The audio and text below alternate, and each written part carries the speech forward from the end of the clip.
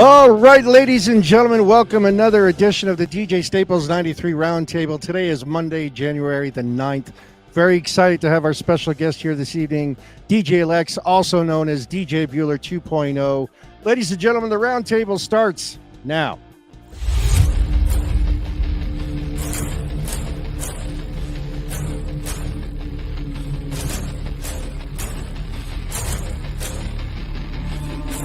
I mean, what more do we have to say about the guest of honor this evening? Ladies and gentlemen, warm round of applause. Give it up, everybody, for Alan Fu of Glassfinder. Without further ado, ladies and gentlemen, give it up for Matt Pinfield. I wish I had the applause sound effects.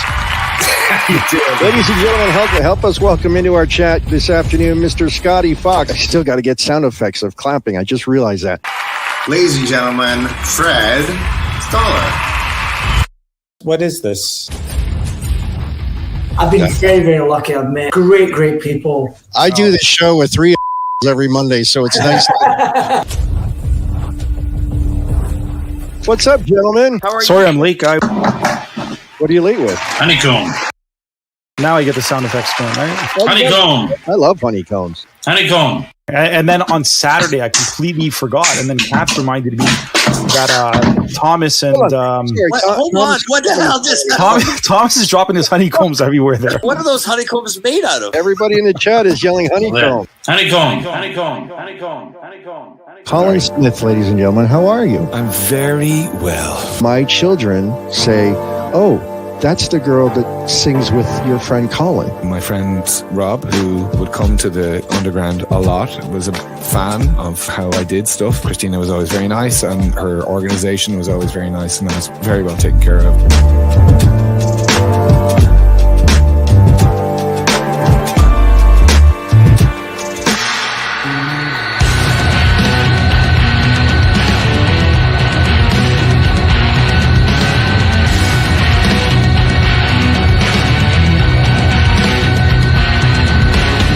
Honeycomb. Honeycomb. Honeycomb. Honeycomb.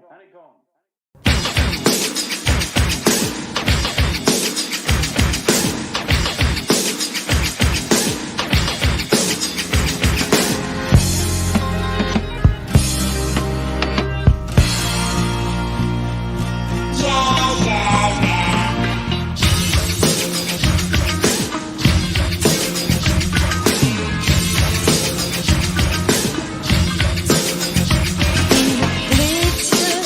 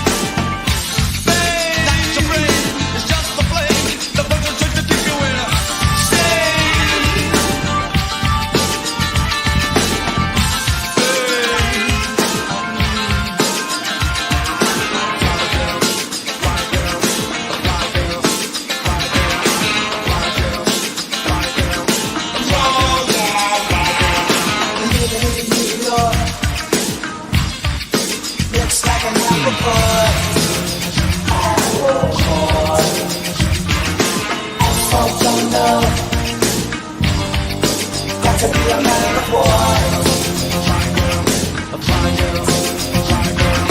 Have a couple dreamers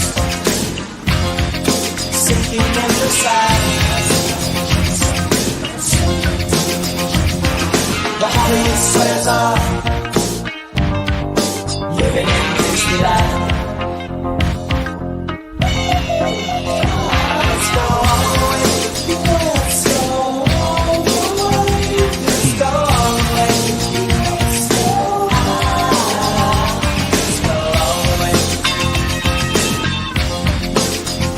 Let's go all the way. Let's go all the way.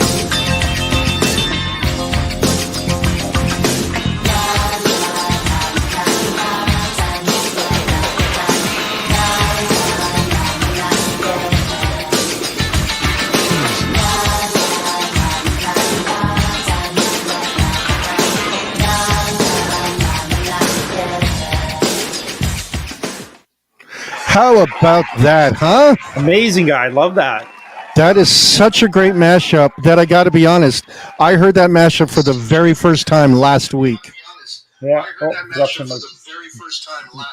What's going on there? Go. You got a little Sorry, I forgot to turn down. background sound? Yeah.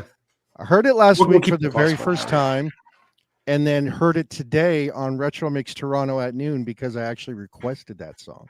Oh, did Thomas play it? Thomas did play that song. Amazing guy. That's awesome. So, so that custom mashup was brought to you by the gentleman now known as Djbueller 2.0, also known as Djlex. You can catch him here on Twitch on Wednesday nights at 9 o'clock Eastern, I believe. I hope I'm correct in saying, and 7 o'clock his time, right? Yeah, he's nodding in the background. So let's do it. Let's bring him in to the chat. Ladies and gentlemen, welcome Djlex. Give it up. Hey, how's it going? Welcome. Myth, the legend. Thanks what for is having up? me. It's good to see you, sir. How are you doing?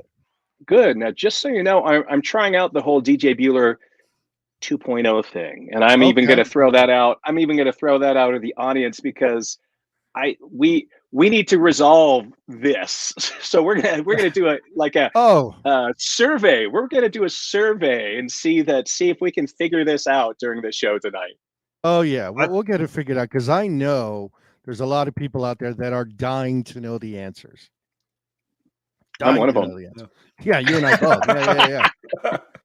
So that mashup I thought was pretty appropriate too because today, I believe today would have been David Bowie's birthday. Am I correct? Oh, is it? I believe so. Thomas, Retro Mix Toronto, you're a big David Bowie guy. But anyway, yeah, I think today is David Bowie's birthday. So Deny. Jazz Web is saying it is. All right. So thank you for confirming, Jazzy Web. So let's start early. Tell us about growing up now. But honestly, like what got you into music? When did you realize like, hey, I love this stuff? Were you influenced by parents? Where were you first getting music as a younger child, and then where did it go from there? So here's the interesting thing. Probably like fourth generation professional musicians, but I'm not a professional musician. Okay. So so I come from a family background. There was a show on, I want to say in like the 60s, and well, maybe going back to the 60s and 70s, the King Family Show. And this is stuff your grandparents would have watched on TV with Lawrence Welk and all of that stuff. So that was my grandma was one of the King sisters, and they had a show and they performed and they had albums and all of that. Then my dad is very talented musician, composer, producer. And then there was me. Okay. Along came Lex. And then, actually, I have a lot of siblings, and they're professional musicians. I ended up, just music is in our blood, my family's blood, and I always just collected music. Interesting thing, my dad was very conservative, religious upbringing. Fortunately, he's not like that anymore. But growing up, he would not buy us music like as a gift. Like you would have to go out, or even a stereo. You would have to go out and buy a boombox on your own because he believed that the current music was, for lack of a better word, again, conservative, religious conservative. So Right. You know, in the 80s, it was all about backmasking. Do you know what these records are saying when you play them backwards? And Oh, yes. Yeah. yeah, I do. A whole lot of nothing. But no, he was really into that and wrote a book on that, and we still tease him about it to this day.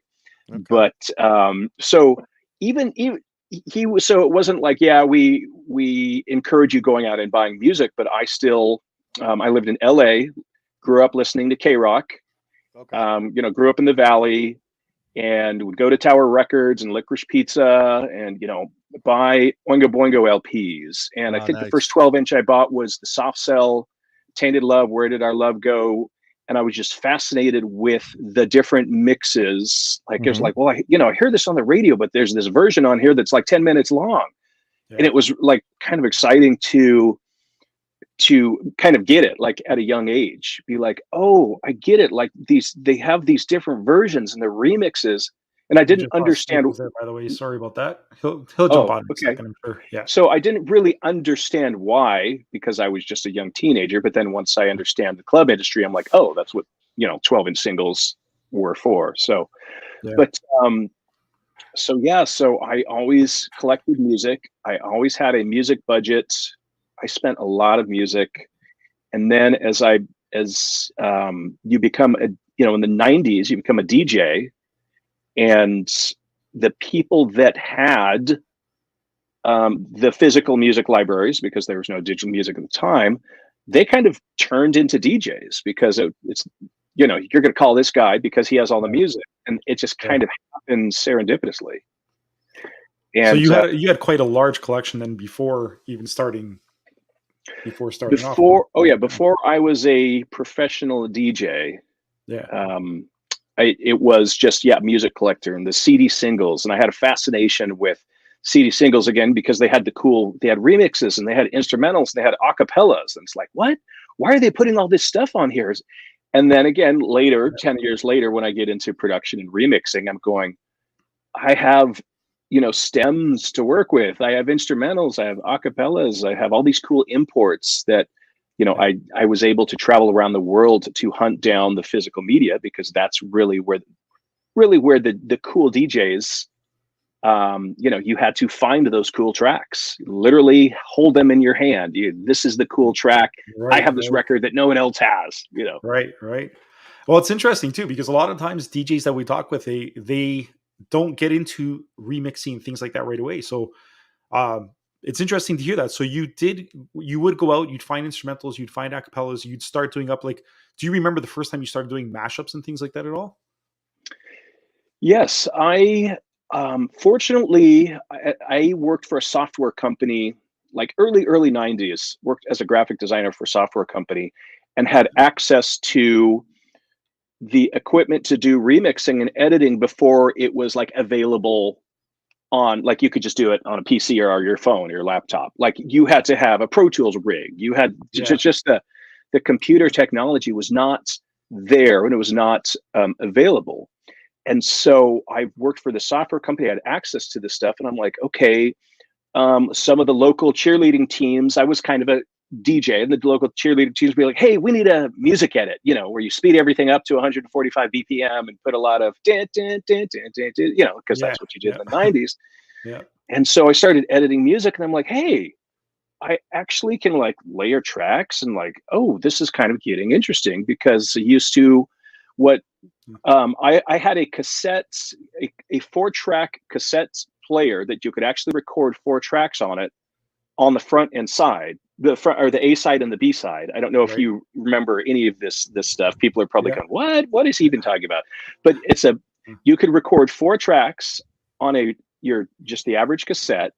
And so I would do these DJ mixes where I'd take an acapella, or I would take an instrumental and an acapella. And that was pretty common, like with hip hop back then. That's what kind of the cool early 90s, they would do it live, but I'm saying, hey, I'm going to make a mixtape of this with acapellas and instrumentals. And that was kind of the beginnings of mashups. We didn't have a name for them back then. And then I started really getting into remixing. I saw one of the questions that pop up that said, how did you meet Aaron Schofield? And that's how I met Aaron Schofield. And I want to say like 92, 93, there were remix services, and for all the non-DJs out there, remix services were companies that only sold special DJ mixes to DJs, and you had to send in paperwork that you were a DJ working in the industry. And I really wanted to get into that. And so I started sending out demos to all, I mean, the companies back then were Hot Tracks, Powerhouse, Hot Tracks, X-Mix, Rhythm Stick, and Prime Cuts had already kind of gone by the wayside by the 90s. They were really, anyway, I started sending this stuff out there, and I started getting some pretty bad responses. Really? Yes. Yeah. Like I was trying to do, I'm trying to think who kind of I think Jason Nevins started the trend of taking like a hip hop track that was like 98 or 100 BPM and doing like a 125, 130 BPM, like mix of it. Version kind of thing. Of yeah. It, And I was trying to do that. Do that.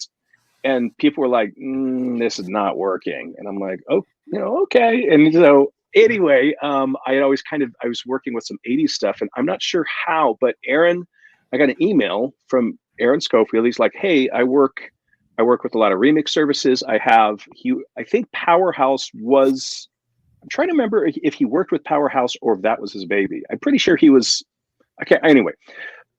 He said, I work with this company called Powerhouse. I just started my own remixing service called Culture Shock. He's like, I like your ideas, and I want to kind of help you out, kind of mentor you, and and so because all DJs when they started out, they think they're the shiz, they think they're the bomb, right?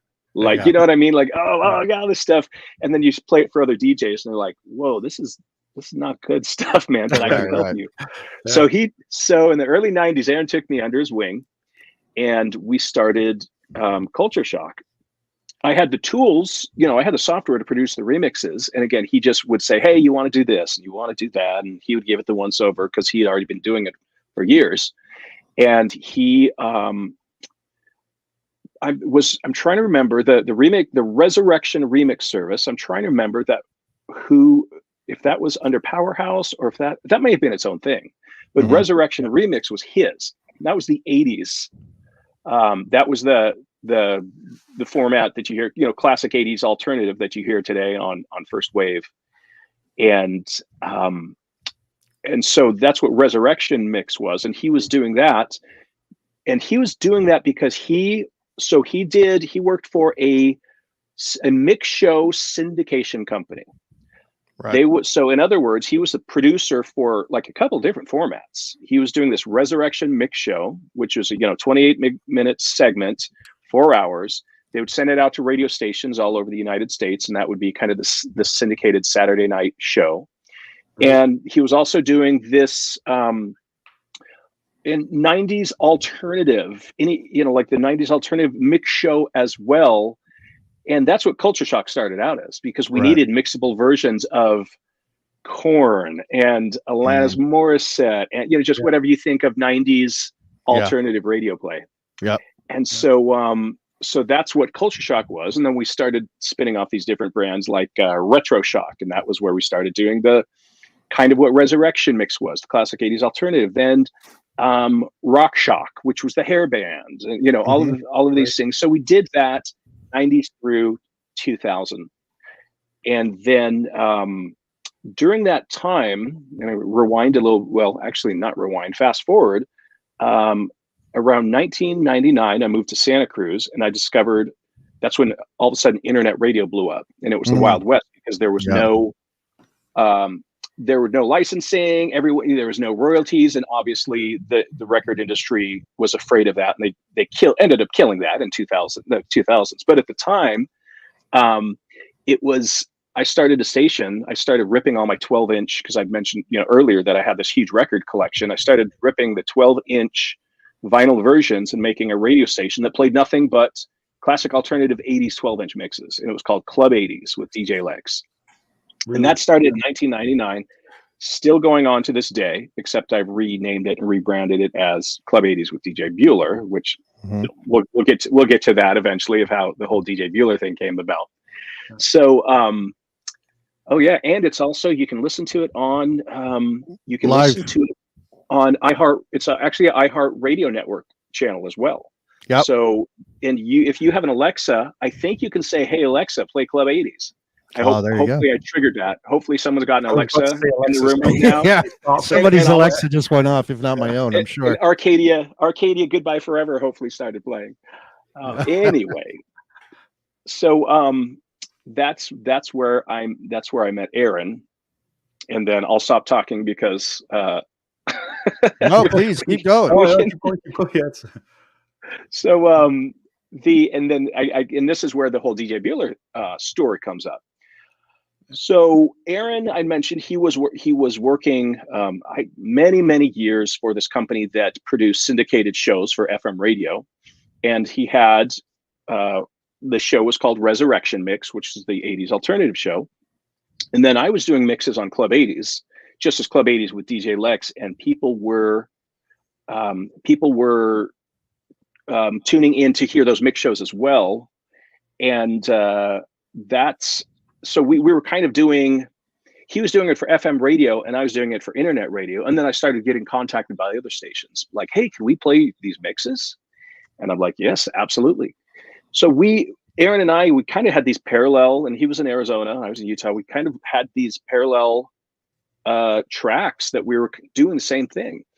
So let's see here. So then the 2000s come around, and we a little bit become disinterested with the remixing service, and I kind of, my life is crazy. My first marriage, divorce, whatever. So everything gets, all projects stop, and I just focused on me and focus on my life. So that's when I kind of, it's like, "Aaron, I can't do this. Don't have the time for culture shocking." And then he was kind of doing music producing, because he's a musician. So he wanted to follow this musician career, and even kind of not even DJ as much, from what I recall. And so then 2000s roll around, and we still kind of keep in touch, and then I'm still doing the Club 80s thing, still producing mixes. We still throw remixes back and forth to each other.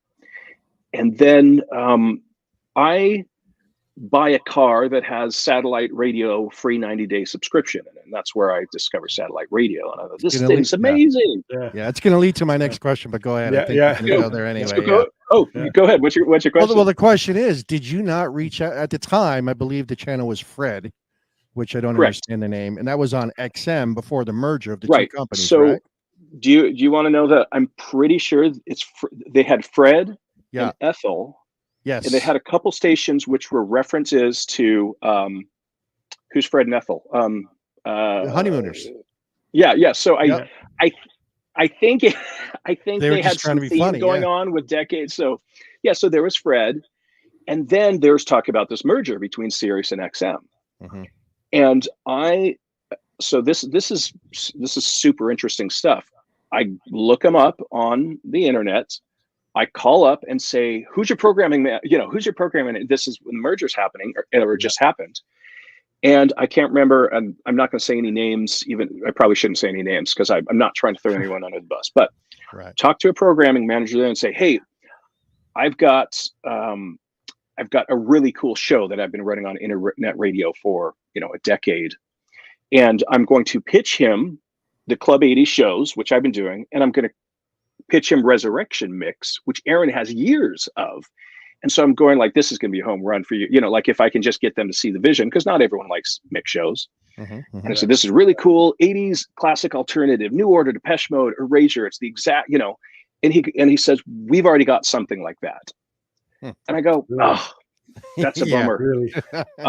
That's a bummer. Okay. At least thanks for hearing me out. Right. So they restart satellite radio, and this is in 2008. And merger happens, they restart it, and I'm listening. And I'd listen to. They have the station called First Wave, and I'm like, "Yes, I get it. I'm a first waver. I'm a new waver. I'm a Gen Xer." Yeah. So then I'm like, I want to hear this show, and it's like the Saturday night dance with Djbueller, and they start playing the show, and I'm like, sounds familiar. Sounds really familiar. Yeah.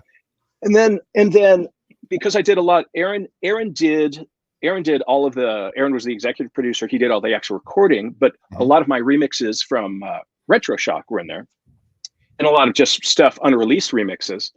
And I remember it. It's in because it's ingrained in my mind the moment that has happened. I did kind of this weird mix of U2 with or without you that people still ask me for to this day.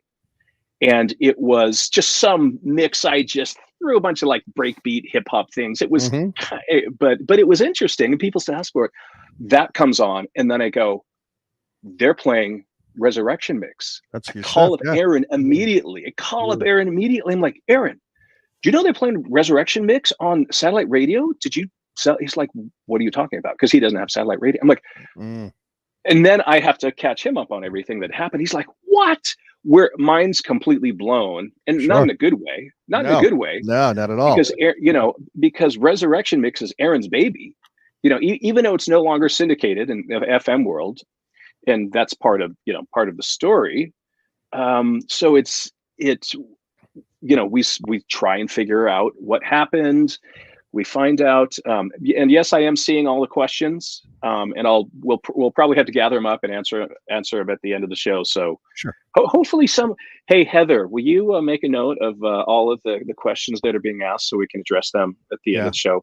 And thank you, Heather. Thank you, Heather. Yeah, maybe we'll try and go back and we'll make Heather work. Yeah. And if we miss any questions, hashtag Heather's fault. Yes, Heather. Blame Heather. Blame Heather. Anyway, go ahead. Blame Heather. We'll get to that. Heather's one of the first. Heather, I love Heather. She's my buddy, my partner in crime. As soon as I can retire and be a crypto millionaire, I'm going to hire her as my personal assistant, my virtual assistant. Heather's awesome. Nice. So anyway, that's why we tease her. That's right. So let's see here.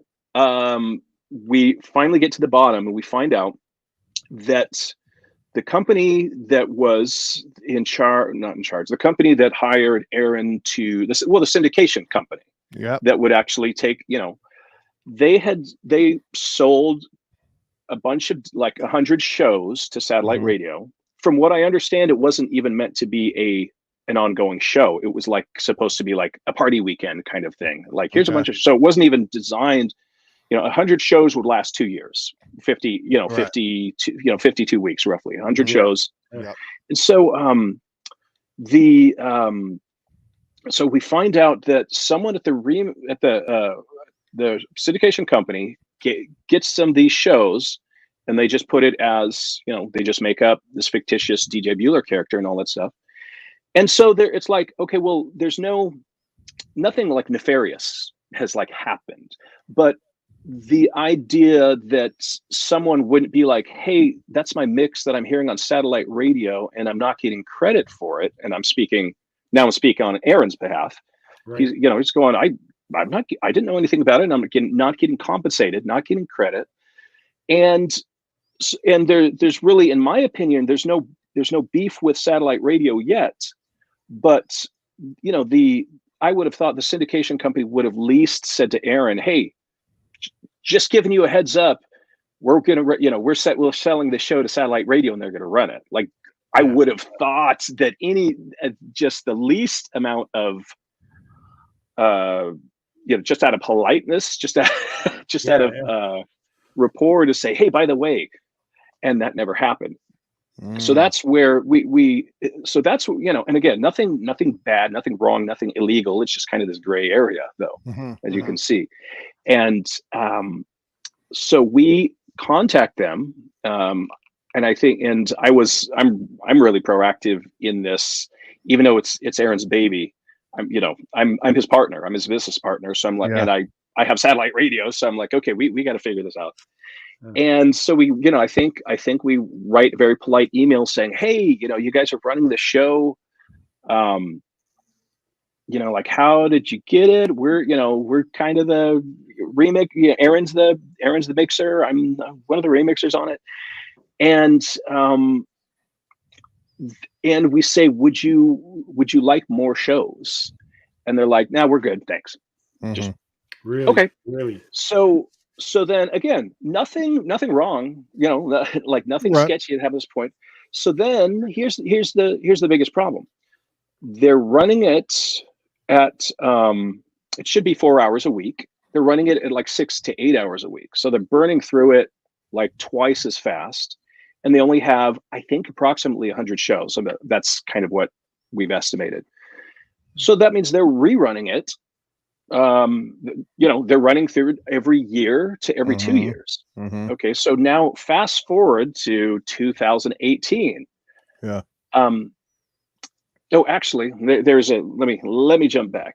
After we realized that they weren't going to do any new shows, and I'm a marketing guy, I'm going, well, here's the thing. We know that it's like, Aaron, this is your show, and by association, I feel like, I'm my partners. I feel like I have some ownership too, but not as much as Aaron. But yeah, my remixes were on there. So sure. Yeah. I say, okay, here's what I'm going to do, Aaron. I'm going to get the domain name. I'm going to get all the social media, and because I'm I travel around the U.S. at corporate events, so I get that, like, hey, this is something that people are going to start Googling who's Djbueller and want to book DJ Bueller for corporate again. I'm just being booked as Djlex even for 80s parties through Club 80s. Like I played in Vancouver. Someone called me up and say, hey, we listen to your station. And so I'm getting booked as Djlex, and I'm going, we're going to start getting hit up for people wanting to find out who Djbueller is. Sure. There's no Djbueller except for, you, Aaron, for us. And so I said, let me run with this. Let me turn this into a brand. That's what I do. Yeah. And let me market this, because we need to monetize this. I mean, let's be honest. They created this brand off of Aaron's work. Yeah, off of Aaron's work. They created this brand. They're running with it. They're not interested in getting any new shows. So it's like, okay, let's then, if this whole thing is a gray area, let's at least point them to the creators of this show if they want to book Djbueller. So that's pretty much the story. And we've contacted them over an additional 2 times. One time, I want to say in 2017 or 2018, same story. They're like, nope, we're good with 100 shows. Yeah. I'm like, it's been 15 years. Yeah. Like it's been 15 years. Yeah. Like, and again, there's nothing wrong with that, but it's so, you've got, we weren't even asking for money. We were just saying, hey, just give it promotional consideration, drive people to our website, drive people to, and the guy is just, that we talked to, and it's been the same guy this whole time, is just unwilling to budge. And it's really unfortunate, because we would be the biggest cheerleaders. Like, if we had a working relationship with satellite radio, we'd be like, hey, we're Djbueller, we're on satellite radio, come check it out. Get a subscription so you can hear us. And instead of driving people to get subscriptions, we're driving people away from subscriptions. We know you can listen to Djbueller 24 hours a day on iHeartRadio for free. Yeah. That's not a message that satellite radio would want to hear. And again, we're not doing that out of it's the synergy that we could have is like the synergy that we could have if we could get the blessing to work with satellite radio with First Wave. If all they would have to do is say, email us new mixes every week. That's all they would have to do. And we would have a working, ongoing relationship, and there would be no, I can't believe, I've read people saying, I'm going to cancel their subscription after I heard that you guys aren't being compensated or Aaron's not being compensated. I'm like, don't cancel your subscription. That's not what we're looking for. We're not trying to like hurt them. Sure. We actually say, hey, support them, and then say, we want more shows. Like, we're, and someone has started a catalog and database on our Facebook group of all the shows. They've actually all the track listings and all this stuff. Great. It's like people know the order of the songs by now, because if you've been listening for 15 years, and you'll know, and they're diehard listeners. So I even, right before Christmas, just as a Hail Mary, I sent an email and said, hey, just to let you guys know, we're doing great. Right. And I said, I really wish we could work together. And he said, hey, Will, how much would it cost for new shows? And I'm like, and they said, well, we're not it's not actually like you can't afford us. You can't, if you just want us to give you shows, you can't afford us. Right. We want an ongoing relationship. We want to be part of the team. We want to be part of the family. And then they're like, nope, we're good. So was And there so- ever? Was there ever? I'm sorry. Was there ever a period though that you like? Again, because I'm thinking there was a period where there were shows where Aaron was on the air, not long ago. No. So really, No. okay. No, on satellite radio? Yeah. No. Okay. So No, it was literally, they had these 100 shows. and They ripped the shows into their Okay. computer and they played in it. the same order. The same order every time they run it. Now here's the funny thing, is that we even said we would really like, let us go through the shows, because first of all, you're running reruns. Yeah. Because you're running more than there's not a rerun in a 4-hour segment, but if you combine 2 shows together, you're going to hit reruns. There's music beds built in at the end of the shows that somehow a lot of times they get missed. So a lot of times you'll be listening and you're like, what is this? I'm listening to this like royalty-free music for 30 seconds. Cause that would be the outro, where you'd be like, hey, you've been listening to Blood Out. So in the production department, and that happens, dealing with, 400 hours of shows, we're like, at least let us go through there and clean it up for you, and then add new content to it and mix it up, and and they're like, no, we're good. So again, that's pretty much the story. So I see one of the things that says Sirius XM says Djbueller is a hologram. Yeah, Anthony, I saw that. I don't Anthony, know what does that mean? And then let's see here. Well, I was going to bring that up too, but to kind of dumb it down for folks like myself, if you listen to First Wave this Saturday or any Saturday, it's not live, it's not new, it's Correct. just stuff that they purchased, It's and that's your purchased. answer. That's the answer. Now, here's the thing: it's even worse, because the show was recorded in the 90s with 90s technology. Now, at the time, it was awesome. It's not like it. It's just that it could imagine the production we have now. Imagine all the expanded digital remasters that we have now. A lot of the stuff was literally vinyl only remix services. It's like there's so much more music, also because it was programmed for FM radio, and satellite radio goes so much deeper.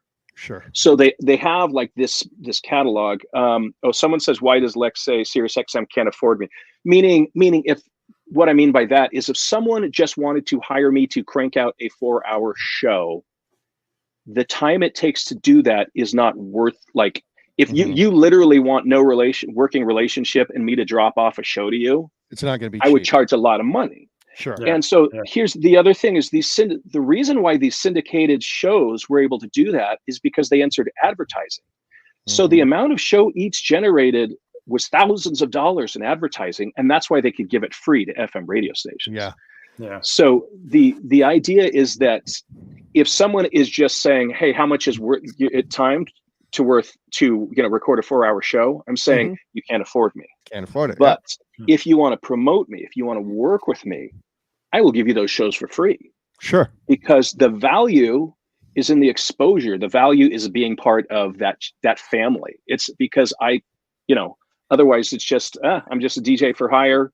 There's a mix. There's no, that doesn't get me anywhere. I mean, I could have responded to that email and said, yes, I've got 10 years of shows that I can sell you for $5,000. That just means they're going to run it for another 20. They're going to rerun it for another, 20 years, 15 years. Yeah. Okay. That's not what this is about. It's not about making money. It's about a relationship. Someone just said comment came from Doug Roberts, DJ Sluggo. Huh. I don't know. It sounds like something Sluggo would say. If you know who Sluggo is. I don't know. I know who he is, but I don't know him. Don't know him personally, but because that's when they first came out with Who is Djbueller, it was this fake show. They just put a name on it. So clear, that's the message that it came out with, is that, it's just this fake thing we came up. It's, Aaron always refers to this conversation that he had with them. It's the theater of the mind, kind of thing. There's no, so they always say, no, there really isn't a Djbueller. That was true, technically. Right. Until we said, wait a second, we're now going to take that. We're going to take that. So you took you created all the social media and everything for that. Yes. everything on Facebook. Yeah, and now Instagram, so here's some fun stuff. Here's some fun stuff that kind of brings us up to this whole Twitch family that's online right now. Yep. So, in the whole DJ Bueller 2.0 thing. So here's where it's here's where we're trying to figure something out here.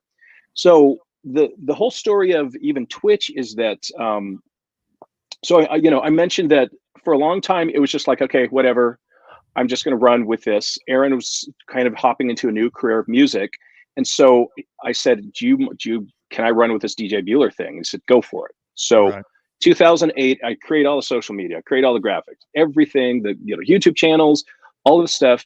Aaron would contribute when he was available. He did some cool 24-hour DJ Bueller mixes on Mixcloud, and he did what he could do. And I was on social media, Facebook, all this stuff, trying to book gigs, like trying to actually book us gigs. Mm-hmm. And so then, pandemic rolls around, all the DJs discover Twitch. I've been doing video DJing at these corporate events. And so I'm like, I can actually video DJ live on Twitch. This is amazing. And so I start doing this DJ Bueller thing. And then Aaron's like, hey, this looks really fun. I want to get involved. And I said, come on, we've got a channel. Nice. We've got listeners. We've got a built-in audience. And so that's when Aaron gets involved. So here's where it gets kind of tricky, because we've always kind of told this story that there's two DJ Buellers. It's just that I happen to be DJ Bueller during this time frame, and Aaron was DJ Bueller that you hear on the Saturday Night Safety Dance. I'm kind of the DJ Bueller that created, this like the online presence of DJ Bueller. So it never really sat right with Aaron that there were two DJ Buellers. He thought that was a confusing story, which it kind of is, if you think about it, because someone will pop into my show and say, hey, Aaron. And I'd be like, oh, this is Lex. And someone will pop into his show. Yeah. I might have done that early on myself. I gotta be honest. Never bothered me, because I get it. I get that there's kind of this confusing factor. And we tried as much as possible on social media explain that. We tried to explain the thing. So now that Aaron's been involved a lot more, and he's like saying, this two DJ Bueller thing is really bugging me. And I said, I honestly don't know what to do other than the following ideas. And I'm going to throw this out. I'm throwing these ideas out to Mike Hardy. I'm DJ Bueller Canada. he wishes. We just need to franchise the name, right? And then there can be a DJ Bueller in every province and every state. And every country. That's it. So you created the Bueller brand. Now just across. That's it. So so we had a couple ideas like there's two retro mixes. Okay. So, but it's different when you have a brand, because it's hard to be like, we're sharing the same DJ name, but you can share a brand. And I say it's kind of like the chain smokers. It's a crew of multiple, it's a production crew of these two guys. And so we said, okay, the DJ Bueller project, the DJ Bueller production team, how can we make this work? And then, and to be honest, the most important thing is that if someone books DJ Bueller, they want DJ Bueller to show up to their gig. Now, I've been booked as Djlex for decades. And people with Club 80s thing, I've been booked as Djlex, and then I realized, hey, we need to push the DJ Bueller branding pretty hard, which is why I changed it to Club 80s with DJ Bueller, because there's just a higher dollar booking fee attached to that name. And that's we can definitely thank satellite radio for that. That's the benefit. That's how we monetize that. And so Aaron's saying now he's back as DJ Bueller, and he's like saying, oh, well, I'm the original DJ Bueller. And I'm like, that's great. You are the original DJ Bueller. Sure. But I say, how do I get my recognition from actually keeping this brand going for the last 15 years? Because no one would know who no one would know who DJ Bueller is if I didn't keep it going. So then I said, okay, DJ Bueller 2.0, does that make sense? Does it make sense? So I want to throw out the idea to the people and say, look, does it make sense to you? Or is it just too wacky, or is it a fun marketing spin? Because I'm kind of a nerd. I'm a tech geek kind of guy. Aaron only goes by DJ Bueller then. Is that correct? That's it. So Or does Aaron, he yes, go Aaron. as- No, he never went. Well, he went by. I mean, he had other DJ names. DJ Aaron when he wasn't. In his club days, he's a veteran club DJ Yeah. forever. Yeah. He just hasn't been doing the club thing probably since the '90s, maybe early 2000s. But when the DJ Bueller thing came, he's like, "This is my show. I want to be DJ Bueller now," and I'm like, "Okay, but." I put in a lot of work too to push that fine line. Sure. Yeah. Yes. Yeah. So you can see it's like, okay, how do we balance that? So my suggestion was Aaron can be DJ Bueller 1.0 and I can be DJ Bueller 2.0. So the question is that confusing? I mean, if I didn't have to explain it to you, is that confusing? Like, would you get it? Would you understand that they're two different DJs? And Aaron always liked to joke. He'd be like, yeah, I'm the original Coca-Cola and you're the new Coke. And the new Coke. Yeah. Okay. That's a bit of a backhanded compliment, but okay. As Victor says, it's almost like for the price of one. Yeah, it's almost like the band Kiss. You want to see Peter, Chris, and Ace Frehley, but instead you go and you get Gene and Paul, but then you get two other guys pretending to be Ace and Peter. That's a horrible example, I think, but you know what I mean. Well, no, but yeah, I get it. It's DJ performances. DJ performances are a little bit more forgiving because I could wear a paper sack over my head and do a DJ mix and say, yeah, you do know what I mean? Like you wouldn't be able to tell, who was up there necessarily, except I do too many wacky 80s versus 80s mashups. That would give me away if I DJ'd with a bag over my head as my mashups. But that's a good thing. I've always said that's a good thing because I always think that DJs should have their own sound, their own style. That's them. That's what makes you. Yeah. Well, I always fascinated with mashups, and I've done a lot of mashups, and then I kind of came up with this idea of sticking within the 80s genre, like the classic 80s alternative, and sticking with that because I've done mashups in general are genres all the way across the board, and this and I thought this is kind of cool to say, okay, we're just going to stick with these artists, and then my goal is to actually take that show on the road, whatever that means, and I know there's mashup artists out there that do that. If I have 3 hours of my own material, plus I do the video versions of all of them as well, and no one else has these mashups, that's something I think I could sell. That's something I could package and say, hey, and kind of Twitch is my testing ground for that right now because we can kind of do that on the spot. But I envision all these, like the mashups that here's the irony. Aaron hates mashups. Oh, really? Really? Aaron hates mashups. Really? And he's like, oh, Lex, stop it. He's like, they're so good, but I hate them. Especially now in this day and age of DJ technology. And I know somebody earlier asked, what do you think of stems and all that kind of thing? But I mean, it's a great tool if utilized properly with all the capabilities. Absolutely. You know what I mean? So anyway, I just wanted to throw that out there as well. Do you use the stems much when you're playing? I do not. I do not because I do all the production ahead of time, but I get the possibilities of doing some live performance kind of stuff. And that, that's really cool if you're on stage with decks and you've got people actually looking at what you're doing. That's when, but I think it's so over the head, like the average person, it would be over their head. Like it wouldn't matter if it was pre-produced versus you were doing it on the fly. It's the kind of stuff that other DJs would appreciate. Yet I've noticed there's DJing for a crowd and there's DJing for DJs. As you get. That's the kind of stuff when you DJ for DJs, you DJ differently versus, a dance floor. So the stems is DJing for DJs and mashups is kind of even DJing for DJs a little bit because they get what's going on. Like it's for a very musically sophisticated and educated crowd that they understand what's going on. So that's the good and bad part of mashups because a lot of people don't get it. It's not like mainstream, but people that really get it are like, oh, this is so good. Like I love this stuff.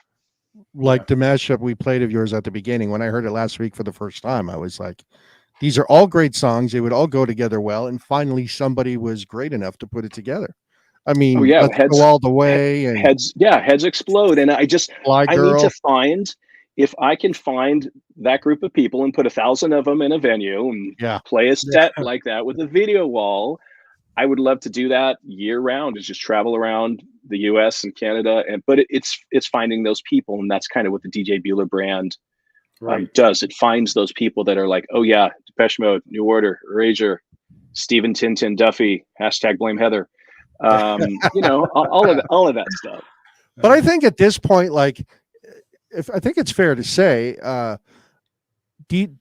the moniker Djbueller is synonymous with new wave 80s classic music at this point. Yeah. So Yeah. I think if you were to say, hey, Djbueller's coming to town, I think you're just, I mean, you know what I mean? I think it's going to sell itself just alone on that moniker. I would hope so. Yeah, I would think so. Anyway. Yeah. You would hope, of but course. Yeah, so we're just trying to work out the kinks of the branding. What's trying to Heather figure at? out a massive, a CEG. Cotton Eye Joe. Damn it, Heather. With what? Heather, Why? #blame Heather. Jesus, Heather. I will say the one thing I loved about that track too is that you hear mashups all the time. It's 2 songs. The fact that you did 3 of them though, I don't hear it as much. It's rare. There's more than that. So are you familiar? You're familiar with there's a mashup, like an international mashup, not franchise, but party that have you ever heard of Booty mashups? Is that on the radar? Yes. Okay. Yeah. So I mean, pretty much they started mashups out of San Francisco, and one of my business partners, DJ Trip, who lived in that area, was one of the resident DJs for them, and they were the first ones in the early 2000s that actually said, hey, we're going to do mashup parties, and it's just going to be mashups. And so I saw what he was doing, and he's one of the best out there. He's always, when he's putting stuff, he's always on the top mashups, of the year kind of thing. Yeah. And so that's always interested me. I'll every now and then I'll be like, all right, I need to lay down some mashups, and then I can get a set at Booty with him, with that. And so they're on Twitch as well. He's on Twitch as well. Yeah. Trip is on Twitch, and Booty Mashups is on Twitch. Yeah.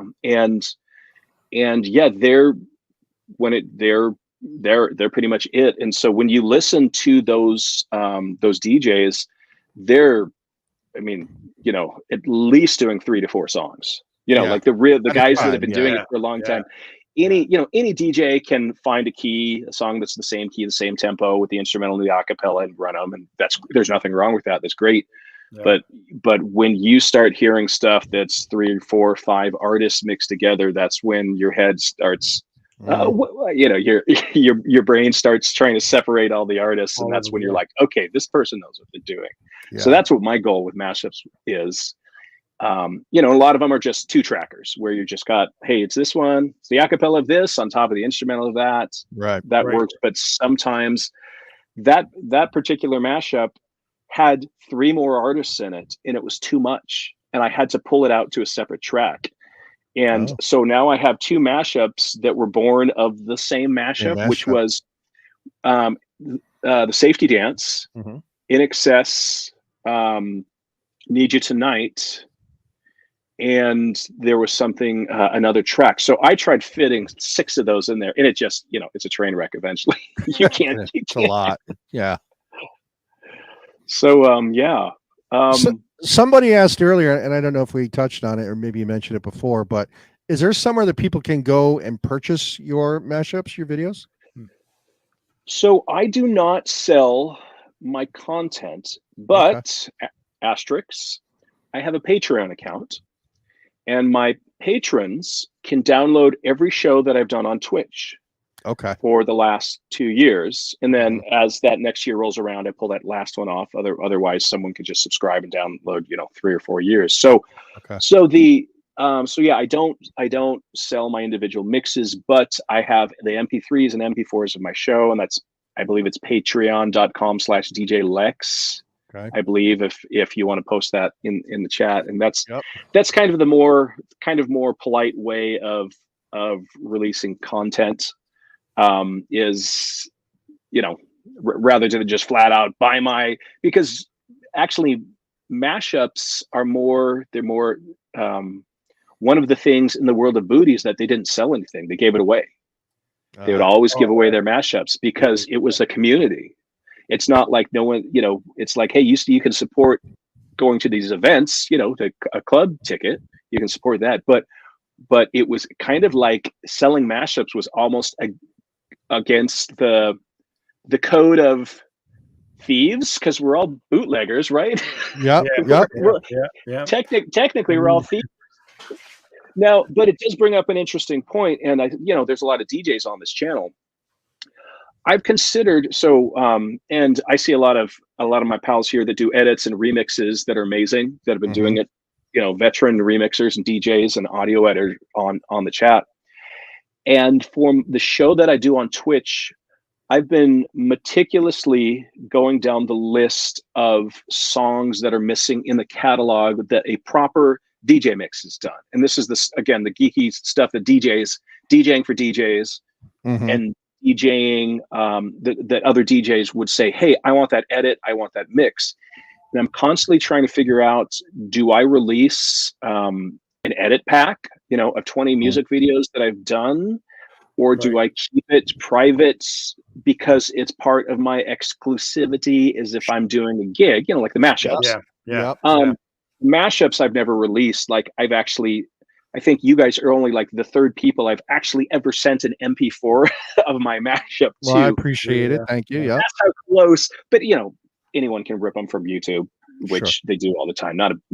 It's the Wild West. But I have considered yeah, and I just don't know. I just don't know what to do with that. I just don't know if I want to release a pack. To be honest, my market is only 5 people. There's probably only 5 DJs out there that would buy the video packs that I'm doing. To be honest, like it's not a big market. And but I upscale all my videos to using the upscaling software and clean them up, and even take out little digital glitches if they're from VHS, because a lot of those mixes are from VHS, or if there's like the hair caught in the film trap, I'll blur that out. And then I'll and again, this is where I'm getting geeky DJ talk. I quantize every song, and that means it's on a perfect tempo. So I'm in Ableton Live quantizing that, and then you have to put a video on that, and you have to quantize the video more or less. So and these video editors know what I'm talking about, but I spend a lot of time, and I find out I'm doing entire 3-hour shows of just my own mixes now. And it's like, I got a lot of edits out there, and I just don't know if I should try and monetize that, or if I just So anyway, feel free to comment. That is a tough call. It is a good question. It's right. There's the artist integrity, right, for lack of a better term, where it's like, I spent the time, I put all this together, kind of want to hold it close. It's my baby, I created it. But there's the other part of it. Well, I could put it on. I'll use one that we're all familiar with, extendedmix.com, Xmix, whatever, and make a couple bucks off of it too. So it's hard. I get it. It's a hard decision. Obviously, there's people that would buy it. Yeah, I've considered contacting Extendamix and just saying, you interested in the occasional? I mean, I would be willing to do the occasional Djbueller mix, that's saying, hey, this is for sale. This isn't something like, I guess, is my baby, I'm not giving this away. Yeah. But to be honest, there's not a ton of money. There's not a ton of money in it unless you Extendamix. I think they just pay a flat fee. It's not like you're, and that's why people are I've even seen Facebook ads for DJs putting their own edit packs on Facebook, but they're only selling them for 50 edits for $10. And I'm going, I'm not going to sell 50 edits for $10. That's not even worth putting together a Facebook ad campaign. There's nothing wrong with that, but my time is my most valuable asset. So anyway, absolutely. So are you doing live? Are you doing any kind of events right now? Are you touring? Are you doing anything of that sort currently? And if I could claim that I was touring one of these days, that would be pretty cool. Just doing everything online, huh?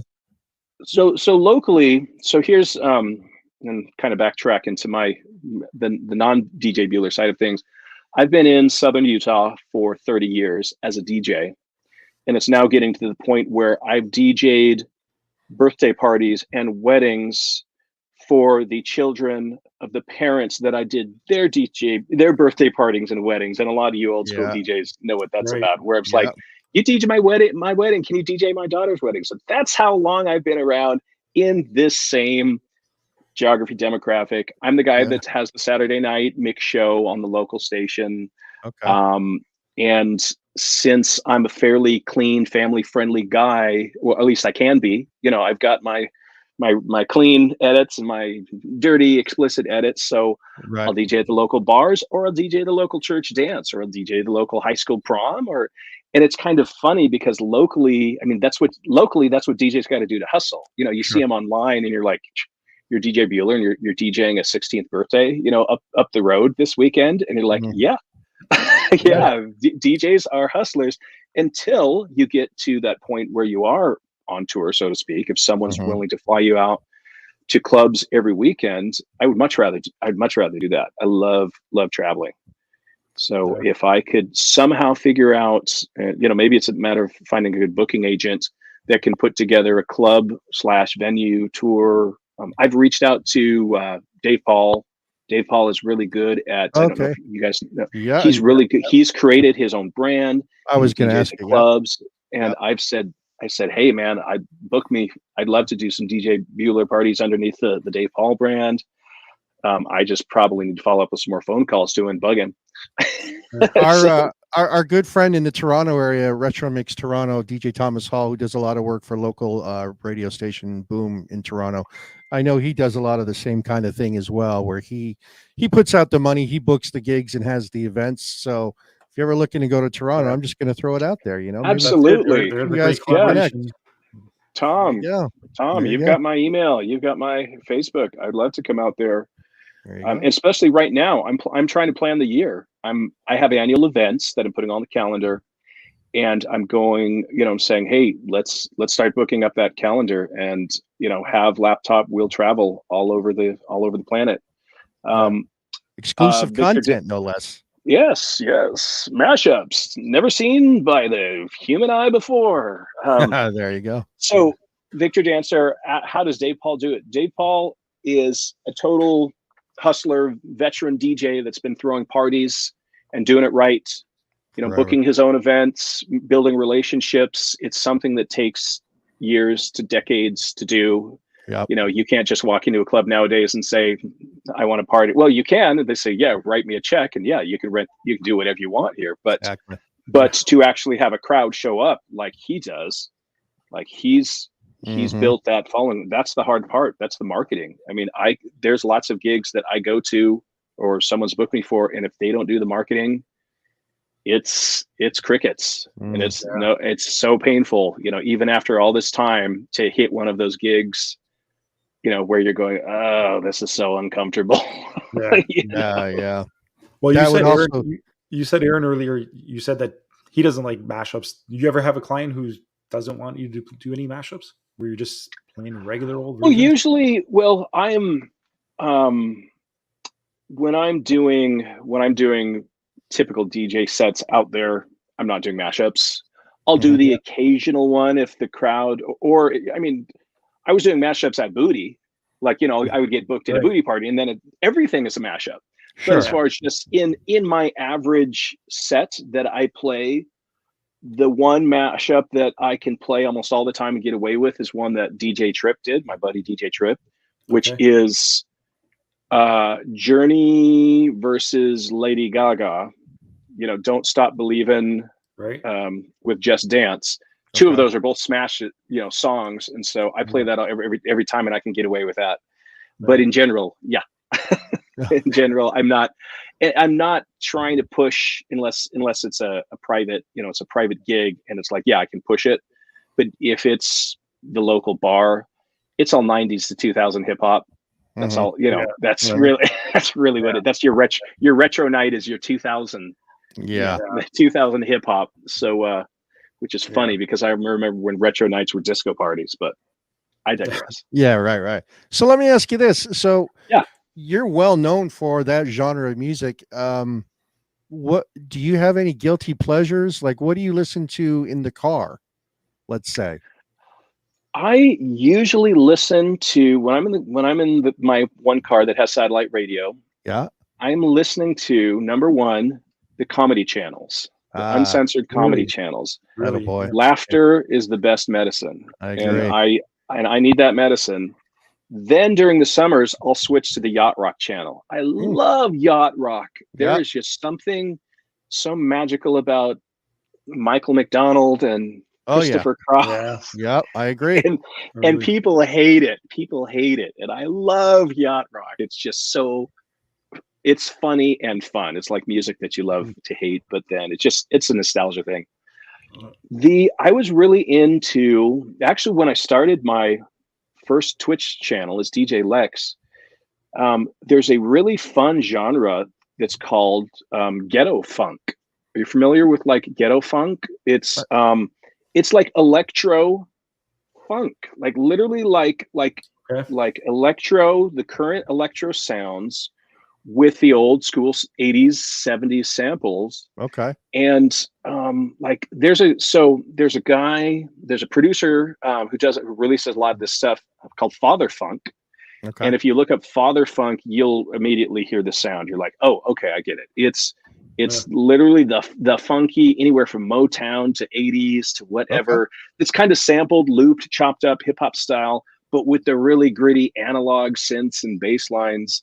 And I was really, really into that. And eventually I'll try and get back into that right now I just got to focus on the 80s thing, but it's so fun to mix because but it's not, there's more samples and stuff that are familiar than EDM, where EDM can, to be honest, EDM can drone on and on. Like if your EDM is, you want to listen to it at an event. If you're listening to EDM in your car, you'll fall asleep.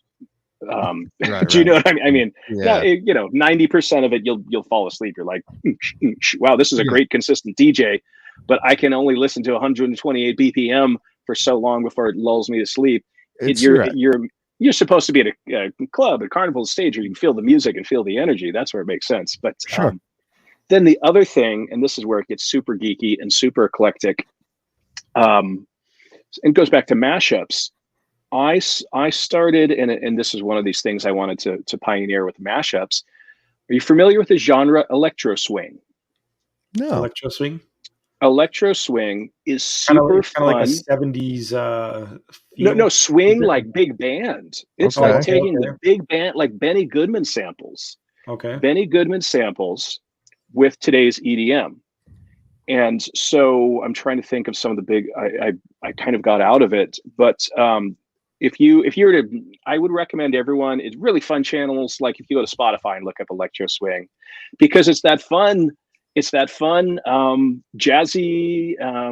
even a lot of people have done mixes of Benny Goodman, sing, sing, sing, sing, it's that feel, but with all the samples and all that. And I really got into electro swing, and I said, okay, this kind of gets boring again, because it's an EDM kind of thing. What would happen if I if I started mashing this up with top 40 songs? So you have this, talk about eclectic things that no one's interested in. You've got electro swing, and then you've got mashups, which which are totally non-mainstream. And I'm going to put them together to make them mainstream. And so I had this whole album of electro swing mashups. And the reason, and this is where it gets really crazy. And you'd probably be able to bring up the Facebook page. I built a steampunk DJ booth. And I said, if you are into steampunk, what kind of music would you listen to if you had a steampunk DJ booth? You would listen to electro swing, and you would listen to electro swing match. So I think I made a Facebook page that's facebook.com/ I want to say steampunk, either steampunk DJ or steampunk DJ booth. And it would say Djlex. If it's not me, don't pop it up on the screen. But if it's the one that says Djlex and it has a big, so I built this, I actually booked it. And then I booked it at a couple festivals, and I have this whole steampunk outfit. It's got moving gears, like on disco ball motors that I rigged up. I bought on eBay these big phonograph horns, the big, horns, and hooked them up and put LEDs in them and put big pipes in the background with vertical foggers. And I want to say, yeah, I want to say it's either facebook.com. I think it's facebook.com/steampunk DJ booth or steampunk DJ. I think there's probably another steampunk DJ out there. So that's, so, you know how like there's a brand, like Djbueller's a brand. Yep. That's another brand that I developed, but then I dropped it for Djbueller, and I want to get back to it because it's so fun. And if I can, I mean, the music, think of, I mean, I was doing mashups like Justin Bieber, Lady Gaga, Depeche Mode, Tears for Fears, Warren G and Nate Dogg. Nice. On top of electro swing beats. Okay. And there's, and again, talk about music that like DJs would listen to and really appreciate it. It's, that's that kind of stuff. It's like where you're just going, this is so wild, and it's over the mainstream audience. It's so over their head, which is why it'll never be popular. I keep on doing these things that'll never be mainstream enough to. As long as you like it, that's all that matters. It doesn't, You know what? Everybody else. It doesn't matter if it's mainstream. It's a matter of the crowd likes it at that moment. That's what. Live for the moment. Live for the moment. Yeah. Right at that moment, that's what matters. So and I think last year, the year before that, Booty they'll do a compilation of like the best of the mashups of the year and all this stuff. And they'd been wanting to do an electro swing mashup compilation. And I think like half the tracks were mine because I was the only guy out there that was doing electro swing mashups. And it's really fun. I'd really like to get back to that at some point and do the whole steampunk DJ booth, because it's really impressive to see it, because it's like who builds something like this? What, you crazy people, you know? Yeah. So let me ask you this: of all the music that you play in the 80s genre, is there a song that you play but you're like, oh, I hate this song? Stephen Tintin Duffy, Kiss Me. Of course, probably. Just kidding, Heather. Twitch.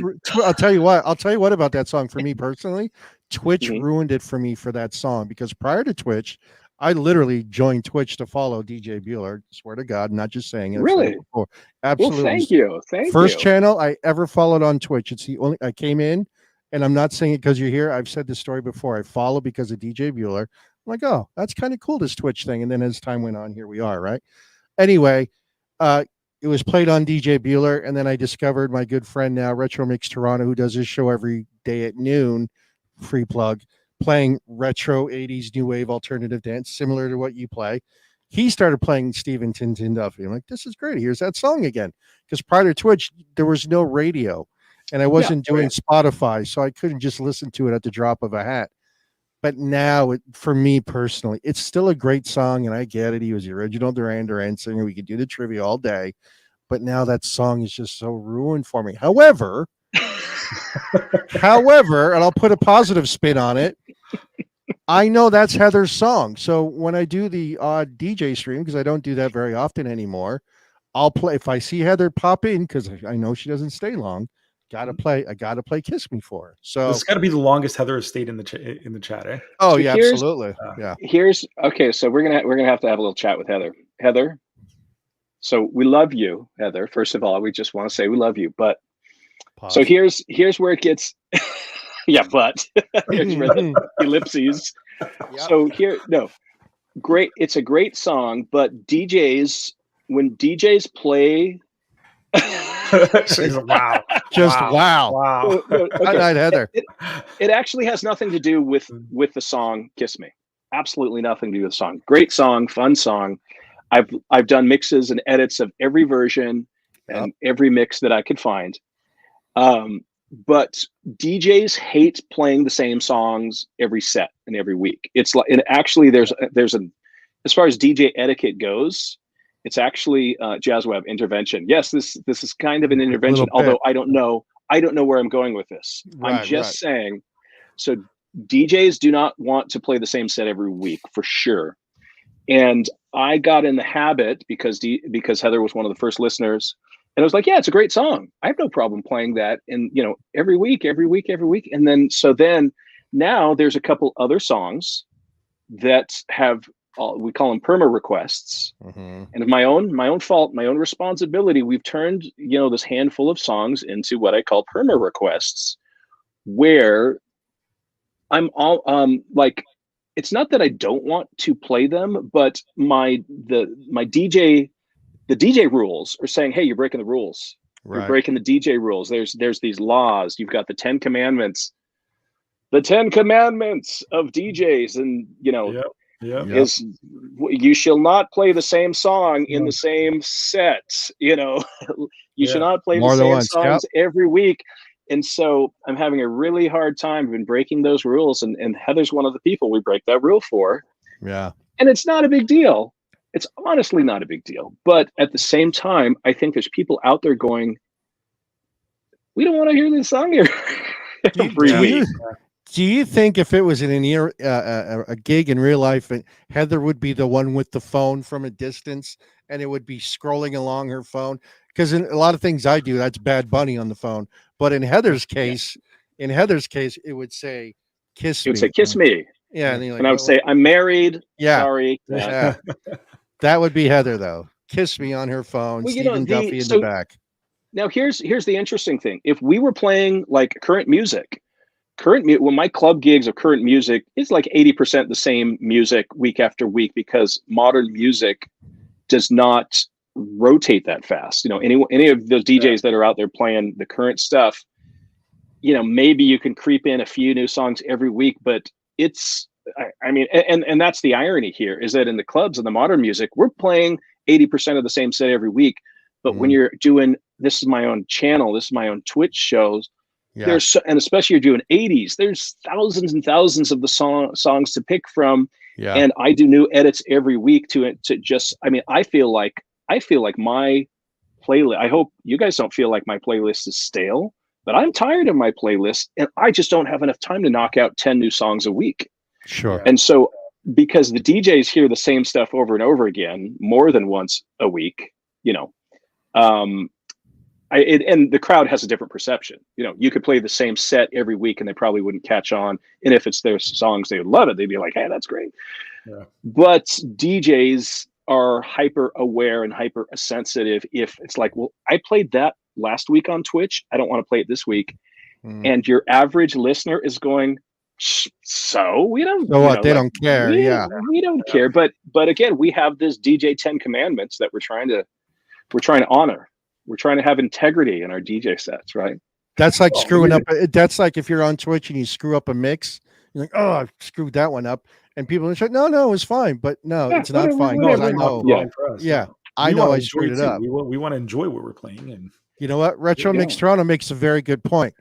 Once a week versus five times a week. That's true. Yeah. He's on every day at noon. So, I'm so sorry. Yeah. Is that Tom? That's I'm so sorry, Tom. There you go. I'm so sorry for you. I feel the for agony. you. That's it. So he's really getting it bad. But was that the legit song though? Was that the legit song that you're like, I'm kind of over it? No, I'm not over it. I could play it every week, but my concern is that the audience tuning out? Do you know what I mean? Like and someone just mentioned Kate. Kate's awesome. Kate actually bought me a Starbucks remotely while I was on a road trip to California. I stopped in Barstow, which is one of the in-between points between Utah. Yep. And you know how you can do a mobile order? Right.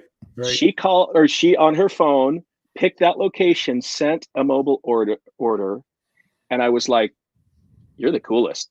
That's awesome. that's no one's ever bought me a coffee like that.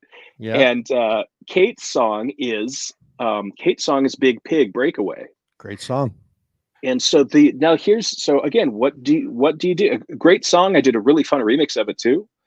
And again, though, I'm like self-conscious that I'm playing. I don't want to come off as I'm playing the same set, but I know that I'm playing probably about the same five songs every week, and that makes me uncomfortable. It's not that I hate the songs or just like the songs. I'm actually uncomfortable saying, hey, now, but again, if like Heather is saying play it all the time, I love it. If Kate's saying play it all the time, I love it, then good. I'm just trying to be mindful of my audience, and I don't want the rest of the audience. Don't want my material to get stale. I got you. Yeah. All right, Lex. So listen, it's about 9:23. We're almost at the 90-minute mark. I think we've That went taken up. by quickly, huh? It went by Yeah. quick. It was a good time chatting with Well, you. you know, really quick. Yeah, go We for it. didn't. Is there any questions? I've seen like questions flying by for the last 90 minutes. Yeah. Do we have enough time? And if you don't want to play the last video, you know, if you don't want to go over, Scroll Absolutely. through some of the are things. there Actually, any? as Are they're there doing, I any? want to ask you about your setup behind you there. So Yes. this is Sure. people don't usually see this behind you. They don't see the green screen and everything. No, they see this. They see the smoke and mirrors. They see Yeah. me floating Yeah. on Atari 2600s, and I mean, it's almost like literally pulling the curtain, Yeah. right? Pulling We- away the Yeah. curtain. This We, is. we like to you call know, it "Show me yours and I'll show you By the mine." way, kind of usually, thing. usually I'm not even wearing pants. Oh, I'm well, kidding. I'm God. always wearing pants. I'm This not the isn't only one. this isn't the DJ cam I use. This is my built-in one. But is that yeah, is that this a is table or is that a DJ coffin that's under like a? this is a coffin that It is is. set on a air compressed table that kind of goes up and down, kind of like a little work Okay. table under here, so I can Yeah, move it up yeah. and down. Yeah. I just bought this and I'm just learning it, and I'm not liking it for Twitch. It's the Terrain? Pioneer Rev 7 Oh, okay. Rev with 7, the actual motorized patterns because I wanted Mhm. to get back to my turntable roots. Yep. Yeah. And the reason why I'm not liking it, here's some geeky pitch bend notes for you guys, is that my previous deck, when you're dealing with non-quantized music, Mm. I can easily correct it. It's really hard to correct non-quantized music on the Rev 7. Really. So if you're looking at the Rev 7 and you're used to playing, I mean, if you're playing modern music, everything is quantized, non-issue. Everything is in sync, what we're talking about for the non-DJs. Yeah. But when you're mixing and you're playing 70s music and 80s music that's not like a remix, not quantized, you're chasing the beats to make sure. And so the Yeah. last few shows, I'm like, I might have to, but I want to do this for live performances because I want to be able to do beat juggling and get back into scratching all this stuff. But I think I might swap this out for my old Denon But for the isn't shows. that's a truer feel to turntables though. That Oh way, yeah. right? That's So- why that's really cool. But it would be a different performance because I Yeah. would be using music that's all quantized. If I was doing that, I'd be doing more modern music, more hip hop or electro funk or whatever. But Yeah. I'm not scratching Depeche Mode. I don't think anyone wants to hear New Order and Depeche Mode. Right. Yeah. I'm not gonna retro I'm not mix gonna does it beat every juggle. week. Oh, yeah. Really. No, Well, to no, me, he doesn't. there's very little value in beat juggling New Order. I mean, like Yeah. but when you get to the breakbeaty stuff, you get the Mars Pump Up the Volume or Mhm. Bomb the Bass. That's where you can juggle some beats and do some scratching. But yeah. Or is it maybe no one just wants time? Is it maybe just that like time getting used to it and using it over and over? I Well, was no, talking it's with Mike Harding about that the other day. We were saying how you go on one controller and then you go back on after using it for so long. If you go back on a different controller, your muscle memory, you lose it a little bit. So it's just a matter of gaining It's that muscle memory on this. yeah, it's actually, it functions differently when you're chasing beats. The pitch bend and all that stuff, it functions differently and it doesn't have the same function. And Yeah. I think that's limited when you're playing non-quantized music. Again, very, very eclectic, nuanced Yeah. complaint. But Yeah. it's not, oh, I just need to learn this better and I could do it. It's like, no, I actually do not have the functions to adjust to do those minor things. But I'm trying to do a workaround for it. And again, it's making me feel a little awkward in my show. I got you. Let's see here. All right, so real quick questions. I know Jason was the one that asked if you could buy your stuff. We asked you that one. So just Patreon. Yeah. Patreon is where you can get the mixes. If someone really wanted to buy the edits that I'm doing, contact me directly, and maybe I'll make a private deal. Yes. Okay. Don't forget the site. track. Mixmatch has asked one actually right now too. What was the first track you did a remix of? Man, that's a tough one. I would have to really think about that. I can tell you some of the. Let me think about this. I could tell you some of the tracks were it may have been like Talking Heads Burning Down the House. Ooh, okay.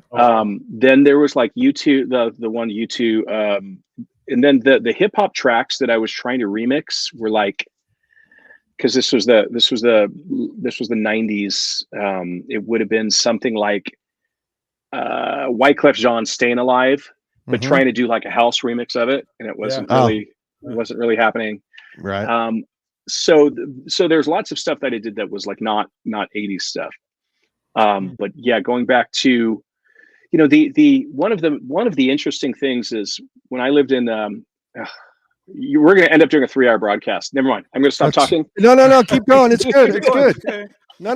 Normally, sometimes we're pulling teeth, so this is great. Keep talking. That's fine. So in LA in the mid 80s, when Duran Duran, The Reflex came out for radio play, remember it well. You could literally go from in LA, because lots of top 40 stations in LA, you know, the dial's completely saturated. Literally go down the dial, station to station to station, and all of the stations were playing Duran Duran Reflex. Yeah. And so what I would do is I would hit record, and I would jump different stations and remix, but it was more of like not a true remix, just more of like you know, da da da da, the reflex, and imagine having the Reflex playing on literally 8 stations at the same time, and you could jump between it. And sometimes it was the old-fashioned dial, so I would go, and it would go and it's just having fun with a cassette, you know, remixing. So technically, Duran Duran the Reflex would have been my first remix. It's funny because as a kid, I had Thomas Dolby, She Blinded Me with Science on the single. It was a blue label with a rainbow. I forget the record company. Anyway, and I had one of those stereos where it was the record player, radio, and tape cassette all in one. Did the exact same thing. I would play a portion of the record, record it, pause it, go back up, move the needle, redo that same section. So it sounded like it was like a stutter. Just did it like 3 times, then go back, play it, pause, record, pause. Like just that was it. That's how you did it back in the day. You know? It is really fun when you had those dual cassette decks. Oh yeah, that you could hit play and pause and record like on the fly. They didn't stop. So literally put down to the tape what you were doing. And I used to have fun doing that. And my dad had a recording studio in the house. That's something I didn't mention. I mentioned he's a musician. Yeah, he always had a home recording studio in the 80s, and he would be like, and I was a geek. We called them computer nerds, and today we just call them citizens. I mean, in the 80s, if you knew how your way around a computer, you're a geek. In the 80s, you're a geek. Nowadays, you're a hillbilly if you don't know how to use a computer. Exactly. So he would say, he would have like this Commodore 64, and he's like, I bought this new computer, and apparently it can run this thing called MIDI, which you can play the notes and record it, and it'll play it back on the synthesizers. Can you hook it up? I'm like, I did not have an experience, but I knew enough to know that inputs and outputs. So I hooked up my dad's first MIDI studio with a Yamaha DX7, and I still have that Yamaha DX7 to this day. I've been meaning to put it in the studio. So anytime there's like a Depeche Mode synth solo, I can switch to the overhead cam and right on. Air synth, like air guitar. Yeah. Air synth. So you should bring back the guitar while you're at it. Yeah. So so I and now I'm completely lost track of what we were talking about. All good. Mike Harding wants to know your favorite song or artist. No, Mike Harding. That sounds like a really familiar name. Is that like just a remixer, Mike? He's a DJ also out of the Toronto area. He's on Twitch. Okay, well, no, just because in the back of my mind there's like a big 80s remixer. Is that just the same name, or am I confusing the name? That's not the same person. He's a big Scotch drinker. I don't know about a remix. All right.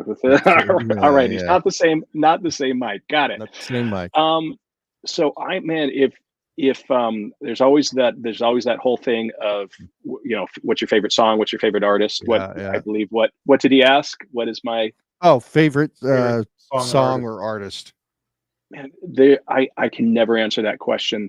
You mentioned Thomas Dolby, and Thomas Dolby was super influential for me. And I could, it in the 80s when you hit play on a cassette deck and you would just listen to the tape and Yeah. the auto rewind would flip, and you just Yeah. listen tapes back and forth. Thomas Dolby almost, blinded Always. me with science, the golden age of wireless, Ah, great all of album. that stuff. I Yeah. know I could probably, if I haven't listened to it in decades, but if you played the album back to back, Yep. I could probably sing along. Same Yep. with every Oingo Boingo album. Oh, So nice. in the 80s, Oingo Boingo was a big, and I was in LA. I was an LA kid, wannabe punk rocker. So Boingo, one of the most meaningful, one of our submarines, Right. the best Dolby Radio song. silence. So good. Yeah. Yeah. I actually remixed, when I guess I have to use proper terminology, we talk about remixing and re-edits, Mhm. and it's kind of a gray area. So I will do a lot of artist tribute shows, and I did a tribute show to Thomas Dolby. And at the very least, I have to do proper DJ mixes where you put an intro and you put an outro and you quantize it, and I upscale the video. That's my minimum requirement if I want to put my name on an edit. I'm going to quantize it. I'm going to put and not just like loop. I mean, a dead drum beat, just solid drum loop. And that's the hard part. You have to extract that. You have to use stems. You have to resample it. And I spend a lot of time on my intros and outros where one of the things I don't like about extended mix is they'll just loop the first, 16 counts, and it might be the song. And I want drum. That's kind of the Djbueller formula. I need a dead drum beat to mix in and to mix out. Anyway, so I did all of Thomas Dolby singles like that. And then I'll go over it with a once over, and then kind of try and do some signature things where I'm dropping out, like in hip hop, it's quite common to drop out the track and leave the vocals running. I do that a lot with my 80s remixes, or I'll take some stems and I'll grab, I'll rebuild parts. So do that with all the Thomas Dolby songs. It's a lot of fun to do that, because he's such a great musician. And I saw him live in Vegas a decade ago, and I even put up a little recorder and said, "Would you please say you're listening to Club 80s with Djlex?" And he was a sport, and he did. That's cool. That's cool. He did. What do you think of DJ Freddie G and Digital Vision's remixes? It's my Digital Visions is my go-to for if I don't have because he does proper mixing, quantize, intro, outro, edits, and then he takes the time to remix them. To actually do production on top of it. So that's a lot of my go-to when I'm looking through my library and I say I need a proper edit, something with a solid intro and 32 count intro and outro drum beat. I'll see if he's already done that, and then I don't have to do that. And so then I say, okay, so I actually have a playlist of what I call solid. And it's all those songs that I know that I don't have to worry about any kind of harmonic mixing issues. And that's why I'm literally I have a database of every song that I need to do a re-edit / remix of. And I'm going down the list, and every time I come across a Digital Visions track, and be like, oh, I don't need to do that one. So it saves me a lot of production time. When you're not streaming on Twitch, are you watching? Like, who do you watch when you go on, or do you? I am embarrassed to say that I don't watch Twitch. Don't be embarrassed. Well, no, because the reason why I'm embarrassed to say that, because there's a lot of streamers on here, that I follow, and I raid these guys because they're good, and we're creating a community. My time and my schedule just doesn't allow me. Here's the thing. I will raid like Victor Dancer. I will hang out there for 5 or 10 minutes, listen. And then I'll be like, all right, good night. I got to go put my daughter in bed. Or I was in the middle of a remix, or I get it. I totally get it. My to-do list never ends. And that's something that's a problem I've created in my life that I need to figure out how to create more time where I can just be like, hey, there's very few times where I can't watch Twitch because most of the work that I'm doing in front of a computer requires that I'm listening to audio. Absolutely. Sometimes I will drop in the very early days just out because we would all like, hey, we all need help with our numbers. I would log on to my friends, turn off the volume, and just be a head, be a head count plus one, be a head count plus one. I do that a and I lot. have not been able to do that. No, I get it. Um, It so gets yeah, hard, and yeah, I know that Twitch can be rather addictive, and if you don't, use your time wisely, you're like, oh man, I'm supposed to pay my mortgage today, but instead I'm listening to yeah. somebody on Twitch. It's that revolving door. Just you Oh, don't see it's It it. always, really yeah, is. Yeah. and it's those people. They're like, "Oh my gosh, I need to go to bed, but I'm having so much fun on your Yeah. channel, and this is my Yeah. favorite song." And he's like, "It's like, oh, it's just like, oh, one more song, and then I'll go to bed." It's like, Yeah. and before they know it, it's 3 o'clock in the morning, and that's Yeah. what's fun about it, though. That's what's fun about the whole Twitch experience and the Twitch family thing. And that's what I like about Victor Dancer, because he always plays great music, but Yeah. he's 3 hours behind me. So if I come home from a gig and it's 3:30 in the morning, I can guarantee I'm going to go say hi to Victor, and I know he's going to be on. But then it's like I got to go to bed, man. Like he's playing such great stuff, but it's like I gotta sleep. He plays those Otherwise, one-offs. It's perfect. what's that? That's he plays the one-offs. The one thing I He like about that, does. and even just Yeah. watching other DJs in general, to watch them, to listen Yeah. to a song. You might hear a song and think, "Oh, I haven't heard this one in a while." That's And then all it. of a sudden, you want to start Yeah. dropping that in yourself, right? Yeah, It got to the Just point where like- I was watching West Coast people all the time, Bracktune, Victor, and I'm like, Yeah. I'm just not getting any sleep, and I'm an a-hole in the next day, Yeah. when I Yeah. don't get my Oh, that's sleep. funny. It's horrible. So I got You know, one thing that, because we have a lot of Twitch DJs in this conversation, is the building of a Twitch channel and the numbers, because the numbers is something that everyone's, it shouldn't matter, but it does. Yeah. The numbers should not matter, but it does.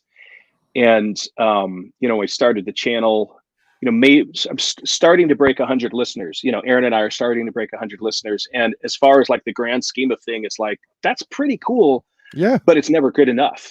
Right. You always want it's more, like, sure. Yeah. because you look and you see the girl that's in the bikini playing Just Dance with 5,000 viewers. You're like, It's ridiculous. I'm so much better than you. Yeah.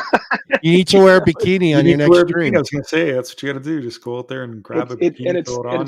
it's so painful, and I just wondering how everyone else deals with those things, deals with the numbers, and deals with the. I mean, because these guys have been chipping away at it for a long time, and it's just like, when do I get 1,000 listeners? I know. I'm not going to lie. Listen, I've been guilty of it, but I think the answer to it is just, there's a saying, if you worry about your own business, it's not going to go broke, kind of thing. Just focus on yourself. Focus on what you're doing. Yeah.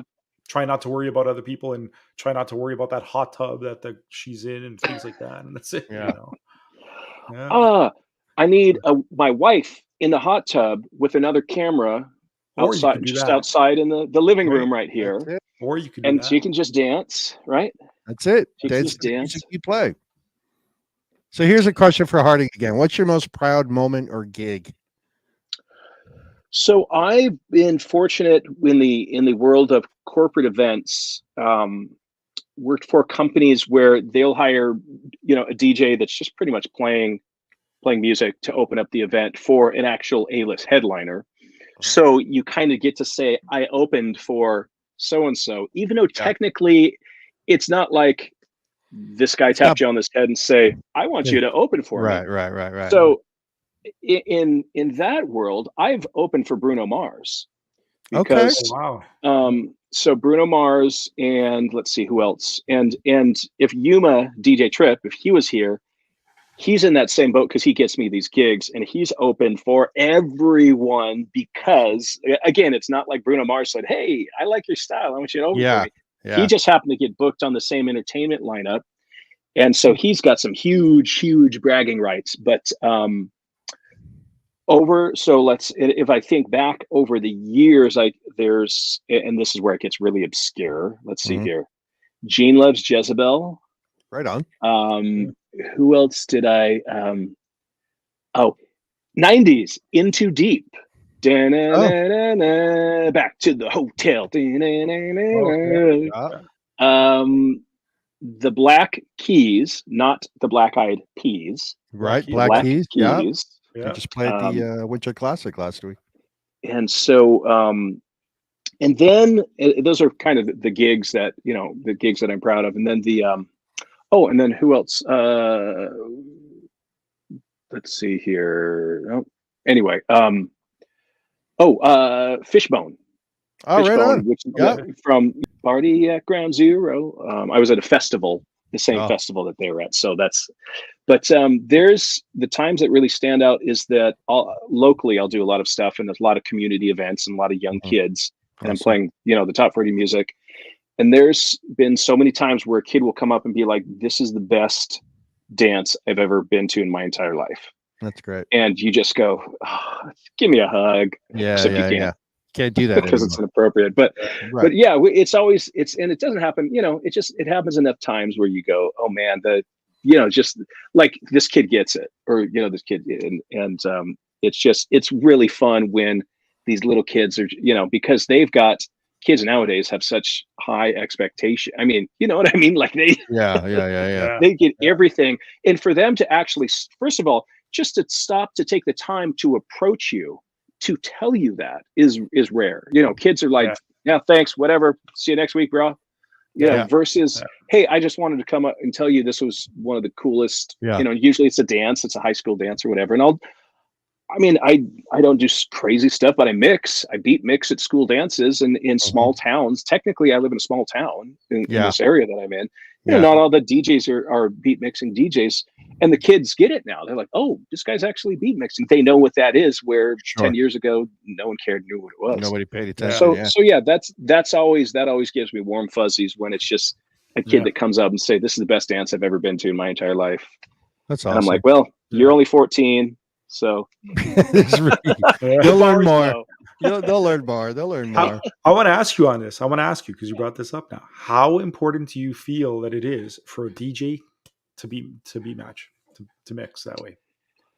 This is the I don't want to. I'm not the age-old argument. And here's the reality. I've actually written one of the many things on my to-do list is actually education and curriculum. Okay. And everyone's doing it, or no one's doing it, or there's enough people that are doing it and they're big. But in the big picture of DJing, beat mixing is number 3.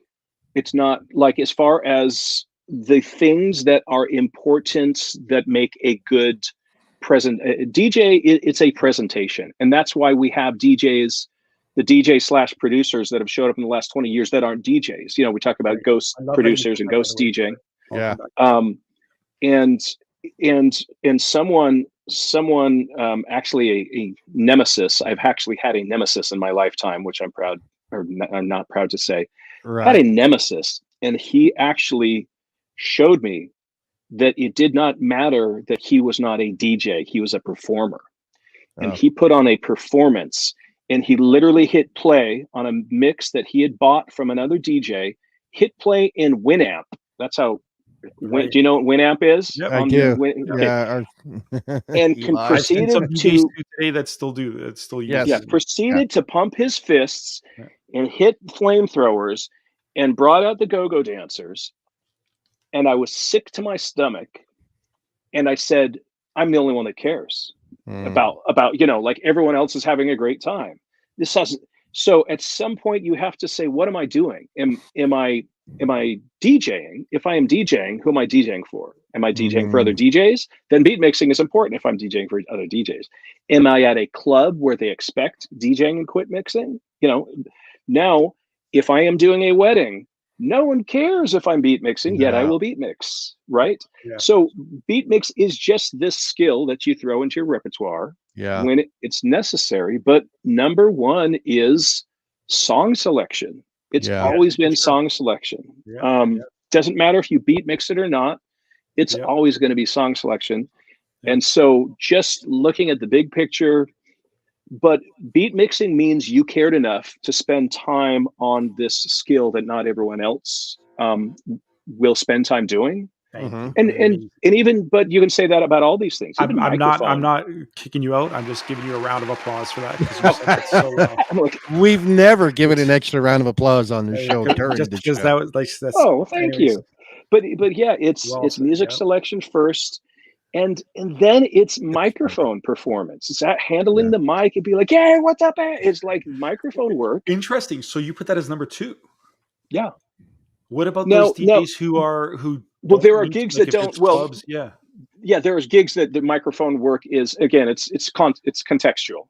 You know, like I said, there's beat mixing. It's contextual for that crowd. Microphone works I'm not going to be like, you, this bar mitzvah is off the chain. Right, You know, right. congratulations to the newlywed. You know, it's all again. It's, but I'm saying the things that actually will get you, the things that will actually get you booked again. You know, but it's the sum of all of these things and being able to use these tools. All of these are tools, you know, and so, and that's why, but since there's always, you have these DJs that are on the decks and they're looking over at the guy that's hit play on Winamp and no one cares except for you. So that means, I'm doing something wrong, you know, so to speak. I'm the one that needs to, Vinny says number 2 is perfecting your DJ pose. This is true. Gotta have a good pose. Yeah. I've got a chart. Have you seen that chart of all the DJ poses? No. There's like a meme, you know, where the guys, you know, the cross, the, you know, I'm talking on my mobile phone because I'm I'm too the Jesus, the Jesus pose. I'm in the middle of a mix. Hold up. Yeah. I do that a lot because I don't want to talk to people at gigs. I actually do this one a lot when people come up because they happen to come up right in the middle of a friggin' mix. And as much as Thomas says, I don't mix right in the middle of a mix. And I'm like, and I think it's kind of rude, but at the same time I stop and I think, yeah, but you're being rude. Exactly. You see that I'm in the middle of doing something. Just wait for 2 seconds to take that. They don't get it. Because I'm constantly mixing and, hey, can you play Bad Bunny? One moment. I always just go, 1 minute. You know, but you know who I blame for it? Stephen Duffy. I blame the wedding DJ that they were at last week because he was using Winamp. I'm just saying. He was on Winamp and he didn't. They can interrupt him, so they feel they can. Maybe we, you know, business idea. Maybe we need to make little stickers that you put on your headphones. Say, you know, something about when don't talk to me. Don't talk to me when the headphones are on. That's it. Yeah. They still will. People are dumb. They still will. Someone asked about tips and bits. Scotty in Buffalo. Tips and bits. So their bits are just our tips. They're just not as much as a tip. Yeah. So what? Right? I've never bought a bit in my entire life. Is it 100 bits is $1 or 1,000 bits is $1? 100 bits is $1. 100 bits is $1. Okay. I'm gonna have one bitty equals a penny, basically. Essentially, I'm gonna have to put in my other AirPod because this one's about to die. That's how much. Let's. Is it gonna kick in? Let's see here. Yeah. So at the end of the day, if you're gonna do biddies or tips is more. It's more gooder. Retro mix with the tips is just cash that goes right in your pockets. Bits you buy it through that, and this is not connecting, and this is about to die. That's how long we've been talking. Oh my goodness. Oh my goodness. How long I've been talking for. That's all right. It's been great. Yeah. Speaking of bits and subs and everything, thanks earlier for the subs and the biddies earlier. I think it was Victor Dancer. I think Heather was 100 and Vinny there was a lot. Sub. Yeah. We had a hype train before, but I didn't want to stop the conversation. See again. That's the Twitch. Nice. See, there's the Twitch etiquette where thank you for the bits, thank you for the subs. But I've learned as we've done these interviews, it's kind of like I don't like to necessarily always follow the rules or guidelines or the etiquette with when you're talking to somebody. I don't want to interrupt and be like, oh, thanks for the bits. I don't want to take it for granted either, but I don't want to ruin the flow of the conversation. So that's basically Brad's way of saying, Dan, why did you bring this up? Shut up. No. We got a guest on. You could have talked about that later. No. I appreciate it. I just don't want to. Sorry, guy. It's kind of like what I do. I only talk every 30 minutes. And some people are on the microphone. It's just their style. Every DJ has a style. There's Twitch DJs, and I wonder if I'm doing it wrong. Because everything someone follow, hey, thanks for the follow. Someone, hey, thanks for the sub. Like to me, I'm listening to the music. I don't need a sports announcer on top of the music, and I hope people get that. But then when you have some people doing this, like, oh, how come he didn't say my name and I just tipped him? Yeah. So I don't know if I'm doing it wrong, but I always let people know I only talk every 30 minutes because you're here for the music. And I'll try and acknowledge everyone at that. Plus, I'm also trying to record a 30-minute set for my patrons as well. And they're not going to want to listen to reruns with me going, hey, thanks for the 10 bits, Djstaples 93. I mean, it's so out of context at that at that point. No, I agree. I agree. And the fact that you don't talk a lot and yet you shouted me out on your show last week. Thank you for that. I appreciate that. So you were part of his 30-minute segment there. That's it. I was there at the right time. The top and bottom of the hour. That's when I talk, just like the old school radio DJs. Someone asked a really quick question about the Cocktail Bar song. Where did that come from? Do you know about Cocktail Bar? Oh, yeah. Are you the one who did it? I didn't do it, but I'm at least going to claim that I started the fad. And then someone did an edit for Extendamix with an proper intro and outro beat.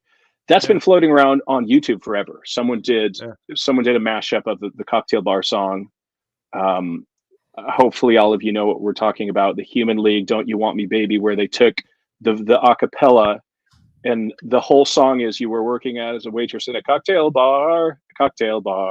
You were working at it. And they pitched it and they auto-tuned it. So that the whole lyrics to the song, you're listening to the instrumental of the song, but the only lyric is working at a waitress in a cocktail bar. So from the mashup world, I knew that song was on my radar. I picked that up and started playing that as the end of the song to wrap up the night. And then I saw it on Extendamix. So I think maybe I put that on the radar in the Twitch world. I can't say for sure, but I'm going to claim that one. I never heard it. I never heard it prior to Twitch. I got to be honest with you. Never heard it. That's why I'm taking credit for that one. And if someone wants to prove me wrong, then prove me wrong. Yeah. Oh my God. Yeah, that's exactly what happened though. T Green is somebody they heard it, they requested it on Extendamix, and then it's up there. And that's it. And the rest is history. All right. So what do you think, Lex? You want to keep going or what? It's almost 10 o'clock here. I think. What time is it by you? It's by 8. It's you. It's 8 o'clock. The only thing I'm going to do after this is probably round up some dinner. Okay. I think we answered all the questions. I was hoping that. I don't know if there was any outstanding questions because I know that people showed up. I think some people showed up so that they could ask questions. Or absolutely. I want to say this. I do want to say this before we do go anywhere. And we talked about this briefly offline. So the reason we got to where we are with you is simple for me because growing up in Toronto, story goes Saturday night, CFNY 102.1, Chris Shepard was the man. Now we all know, we all know Chris Shepard was the personality and he had DJs, whatever. The music they played on a Saturday night was the shit. Yeah. And then I left Toronto back in 92, 93. I came to New Jersey and I was like, what am I going to do for that kind of radio here? I discovered WLIR out of Long Island, very well-known station, very big in the new wave music community. There's a great documentary on it. I suggest watching it if you haven't seen it. And then LIR went away and then like, well, what am I going to do next? And then satellite radio came around and I got this big lunchbox style Sirius radio, and I discovered First Wave, and then I discovered the Safety Dance, and I thought this is what I've been missing. It reminded me of the Chris Shepard days, the early days, not the EDM Energy 108 stuff, but the early CFNY alternative new wave, and I was like, this is it, and I've been a fan ever since. And so to have you here and to be able to get to know you and even the little conversations I've had with Aaron. I'm not going to lie. I'll fanboy out, or as they call it in the wrestling world, I'm going to mark out because whatever. I'm excited. I love it. And to have you here and to be talking to you, I'm loving it. Well, so, thank you. Well, you for being here, buddy. All credit goes to Aaron Schofield. It was just serendipitous that they happened. He put in the work for years. He did that show. Satellite radio just happened to pick it up, happenstance, and then put us unfortunately, my associate with Aaron put us on the radar that we could do more of this. Yeah. If anyone out there has any connections with satellite radio, all we want to do is give them new shows. That's it. We don't ask for much. Literally, we will give you new shows in exchange for just saying visit facebook.com/Djbueller. That's all we're asking. It's very easy. Very easy. Yeah. No lawyers. No lawyers. Nah, keep it simple. Just keep it simple. Hey, Staples has asked this before to guests on the show. I want to ask you this one. If you weren't DJing, if you weren't in music, what would you be doing? Where do you think you'd be? Well, okay, kind of an easy one because I'm a I'm a professional graphic designer, and I'm a DJ. Ooh. And the interesting thing is that I grew up. The reason why I ended up in Southern Utah is because it was one of the first. They had a 2-year. What is a 2-year school called? College, It wasn't a university. 2-year school. One of the first schools to offer Adobe Photoshop, Adobe Illustrator, Adobe Premiere, like the Adobe suites. You're talking like version 2.0, 3.0, like way, 1991. I ended it because I was always interested in graphics, and I saw the movie Tron, when I was 8, and that movie shaped like I want to do that, and I ended up. My first real job career was working for a 3D software company in this tiny little area in Southern Utah.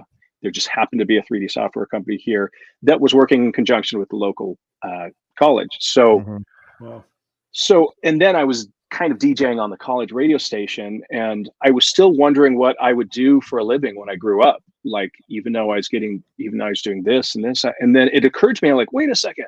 I'm doing 3D. I'm like doing 3D modeling and 3D graphics. This is what Tron, like I had to be like, yeah, that's what I always said that I wanted to do when I was a little kid. And I completely forgot that. I forgot that that's what I was doing. So, and then the interesting thing is that I would always, 80% of my work would come from graphic, or 80% of my income, I guess, would come from graphic design, 20% with DJing.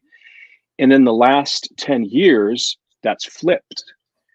So where it's 20% is, freelance graphic design, and it's a great skill if you're in marketing and branding, which, like that's why I always take on these things like, okay, Djbueller needs a brand. Great. Let me pop open Illustrator, give me 30 minutes. I'll have a logo for you. And so I would be a graphic designer if I wasn't a DJ, but it's kind of a cheap answer because I am a graphic designer already. But yeah, that's what I had always just loved, Tron and graphics and all that stuff. And eventually, something that I haven't plugged, during the pandemic, I started a side hustle called VJTracks, VJTracks.com. And I'm constantly promoting it on the Djbueller stream because it's custom visualizers for DJs. And Twitch was the first platform where you could actually see it. I mean, DJs in the clubs, they have the ability to do visuals on their screen, or if they're using, some other software. So VJTracks was actually, hey, we can plug this into OBS. And that's what I'm doing all the cool real-time 3D effects with, doing all of the, real-time triggering of scenes and actually moving. Everything is moving, which OBS could not do. Right. The problem is, and there you go, and that's even plugging some of, you'll even see some of the Twitch DJs and some of that stuff. DJ Decade, yeah. So the thing is that it's kind of, to be honest, VJTracks has stalled out because I don't have enough time to properly market it. And I need now in 2023, I need to go back and hit up all of you guys on Twitch. I'm going to hunt you down and I'm going to do a demo for you. And I'm going to say, let's build a custom visualizer for you, because that's really what it is. And it's saying, it's really saying, hey, there's me on the grid. Yeah. So you're saying you could create a custom visualizer for this show, perhaps? Yeah, everything. Our goal was like gamers and the girl that's doing Just Dance and DJs, but since we're starting with DJs first because we know that market, right? And so all of you guys reach out to me. I want to do a custom visualizer for you. The problem is I have to contact you one by one and actually pitch you on it because I don't have enough marketing dollars to just do a crazy Facebook ad campaign. Sure. So like, I want to get everyone, all you guys, we all need to get on a Zoom call. And that's what this is literally about creating. And you can see Decade was one of my first customers, DJ Decade. So that's why you see a lot of his logos. Created, he was, I think, one of the first Djlex clients, and created all the graphics you're seeing are my work. Everything here I've done, except some of these loops are stock loops, but all the 3D logos, all of the scenes, the spinning Rubik's Cube, that's what I do. Yes, you get a Djstaples 93 discount.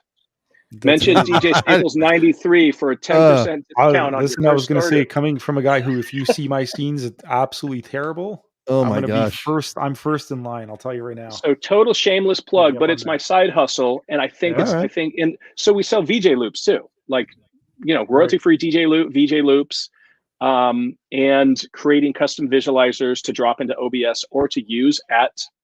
Oh, this one died. Can you still hear me? I can still hear you. Yeah. Finally kicked in. Right. There you go. Look at that. DJ Santis wants to sign up too. Go to vjtracks.com and you'll get a pop-up that says add me to your newsletter. And that's how you do it. And we're not spamming anyone. I'm literally writing these emails saying, hey, we just released 80s Loops Volume 1 and Flamethrowers Volume 1. And we're doing really, really fun things. And it's aimed for like the Twitch DJs. That's what's cool about it. We just haven't been able to get the word out. So but I would love to build a custom visualizer for every broadcaster in this chat. And I have, of course, you know, a lot of these guys are doing retro stuff, and hey, retro 80s, talk to me. Go. I'll keep that in mind though, because I'm in the process now of trying to come up with ideas and kind of make our show a little, you know, add some content, if you will. So so here's the thing. When I first started this, and again, it was the beginning of the pandemic, and we're like, okay, we're all out of work. What do we do? And then I came across this, and I have goosebumps right now. When I talk about VJ Tracks, it gives me goosebumps. That's how exciting it was to me to realize there's like, and again, it takes, but you have to educate people on what it is and what it does, but it is so cool. The software is so cool and so powerful and so flexible. You hook it up to a stream deck, and I'm like, strobes, lasers, flamethrowers, and then scenes. And like when I'm DJing, my face is spinning on one of the squares of a Rubik's Cube in real time. I mean, you can't do that. That's crazy, you can't do that anywhere else. And yeah, exactly. Like I was hoping, hey, all these guys are just going to start throwing money at me. Do it. It's like pulling teeth to find people and say, like, trust me, this is so cool. And it's like it's been a wake-up call, because I thought it was going to be like, oh, this is no brainer. People are just going to be throwing money at us. And it's like, oh, there's a learning curve, and you have to really pitch people on this. But anyone that's tuned into the Weird Wednesday Djbueller broadcast, all those graphics I've created, and like that's the stuff that I want to build for you guys with your own branding on it. So all of you 80s broadcasters, hook me up. We'll do some really cool funding. Everything's real time. Everything's sound activated. Everything can be triggered through streaming. So and don't forget promo code Djstaples. Don't forget promo code Djstaples 93. Yeah, they'll charge you double US dollars. Yeah, we'll charge you for all you Canadian. Canadians, you're screwed. Yeah, exactly. Damn it. All right, Lex, listen, thank you, man. This was great. And I know we'll be in touch again. Hey, let's do it again, and talk about not Djbueller. Let's talk about 80s music. We'll talk about, maybe we'll talk about doing a retro raid train one day soon. Absolutely. Are you down for something like that? That's all we did in the early days of the pandemic. It was Sunday Bloody Sunday. All right. It was the raid train called Sunday Bloody Sunday. Did not go over very well. No, better than no pants raid train, I'm sure. So you're good. I take Sunday Bloody Sunday over no pants any day. But no, let's do it. We'll figure that out. If you're down for it, I know a bunch of folks. We could try and get it done. If it works in my schedule, especially if you can do it on a Wednesday. Right. But we'll figure it out. But yeah, we'll figure it out. And shout out to all of these people. I'm seeing all the new people and old people and the Twitch family on here. And if you're not already a follower of the channel, please follow. I'm on Wednesday nights live video mixing, and then Aaron does the Friday night safety dance. And yeah, we're just having a lot of fun, and we want and book us. Like I said, just I have laptop. I will fly because I'm. It's harder for Aaron because he's got a real job. He's got a desk job. Yeah. Oh, what does he do? What does he do? I don't know what he's doing. Actually, I know he's worked for Apple. He's worked for Shutterfly, and I can't remember where he's working right now. But he's got a desk job, so you can't always just hop on. You can't always just hop on a plane.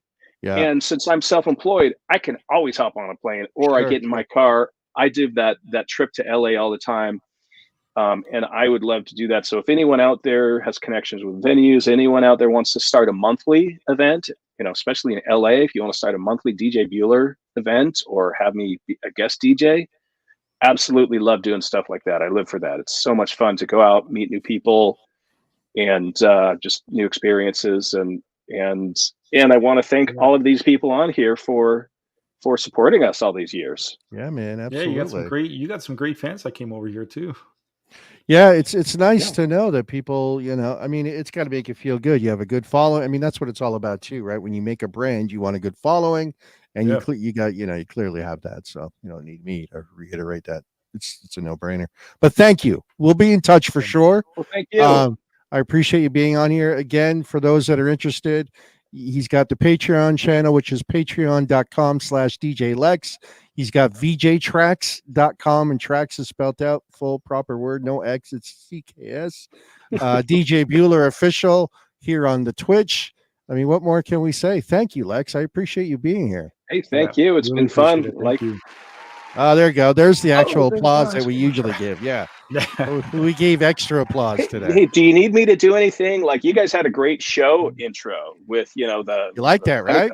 Yeah. Do I need to do anything for your next intro? Yes. I get a blooper. We need like a blooper or something, or yes. I won't go into detail how that came about, but I'm pretty happy with it. However, I would like to update it to include the likes of yourself, include some other folks that we've had the opportunity to chat with that are not in there.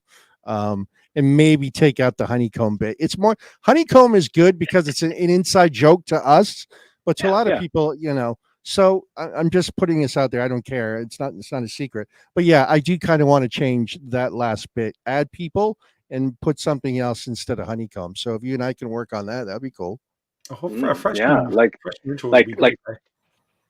Like hashtag blame Heather. Yeah, we'll throw that in subliminally. That's fine. Yeah. But no, I'm serious about that. So yeah, let's you and I chat, and maybe I can get the Impressions DJ discount on that. Yeah, absolutely. Thanks. Okay. Oh yeah, well, I'll definitely. Yeah, that's what I'm looking to do, Lex. So let's talk about that offline for sure. Cool. All right, man. We'll talk soon. All right. And thank you again, everybody. Yeah. Thank you, Djlex. Thank what we're you. going to do is we're going to go Appreciate out with it. one more of your mashups. All right, buddy. So thank you for being here, and we'll definitely be in touch soon. Thank you. And Thank you. just before you head off, remind everybody, stay on.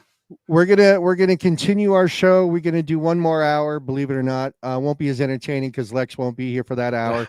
But sit tight after the video. You're gonna get our little test pattern there for a second. Then we'll be back on. So just sit tight. We'll be right back right after the video. Lex, thank you, my friend. Thanks, Appreciate it. Lex. Thank you. All right, here we go. One more mashup from Djlex from his custom collection. Here we go.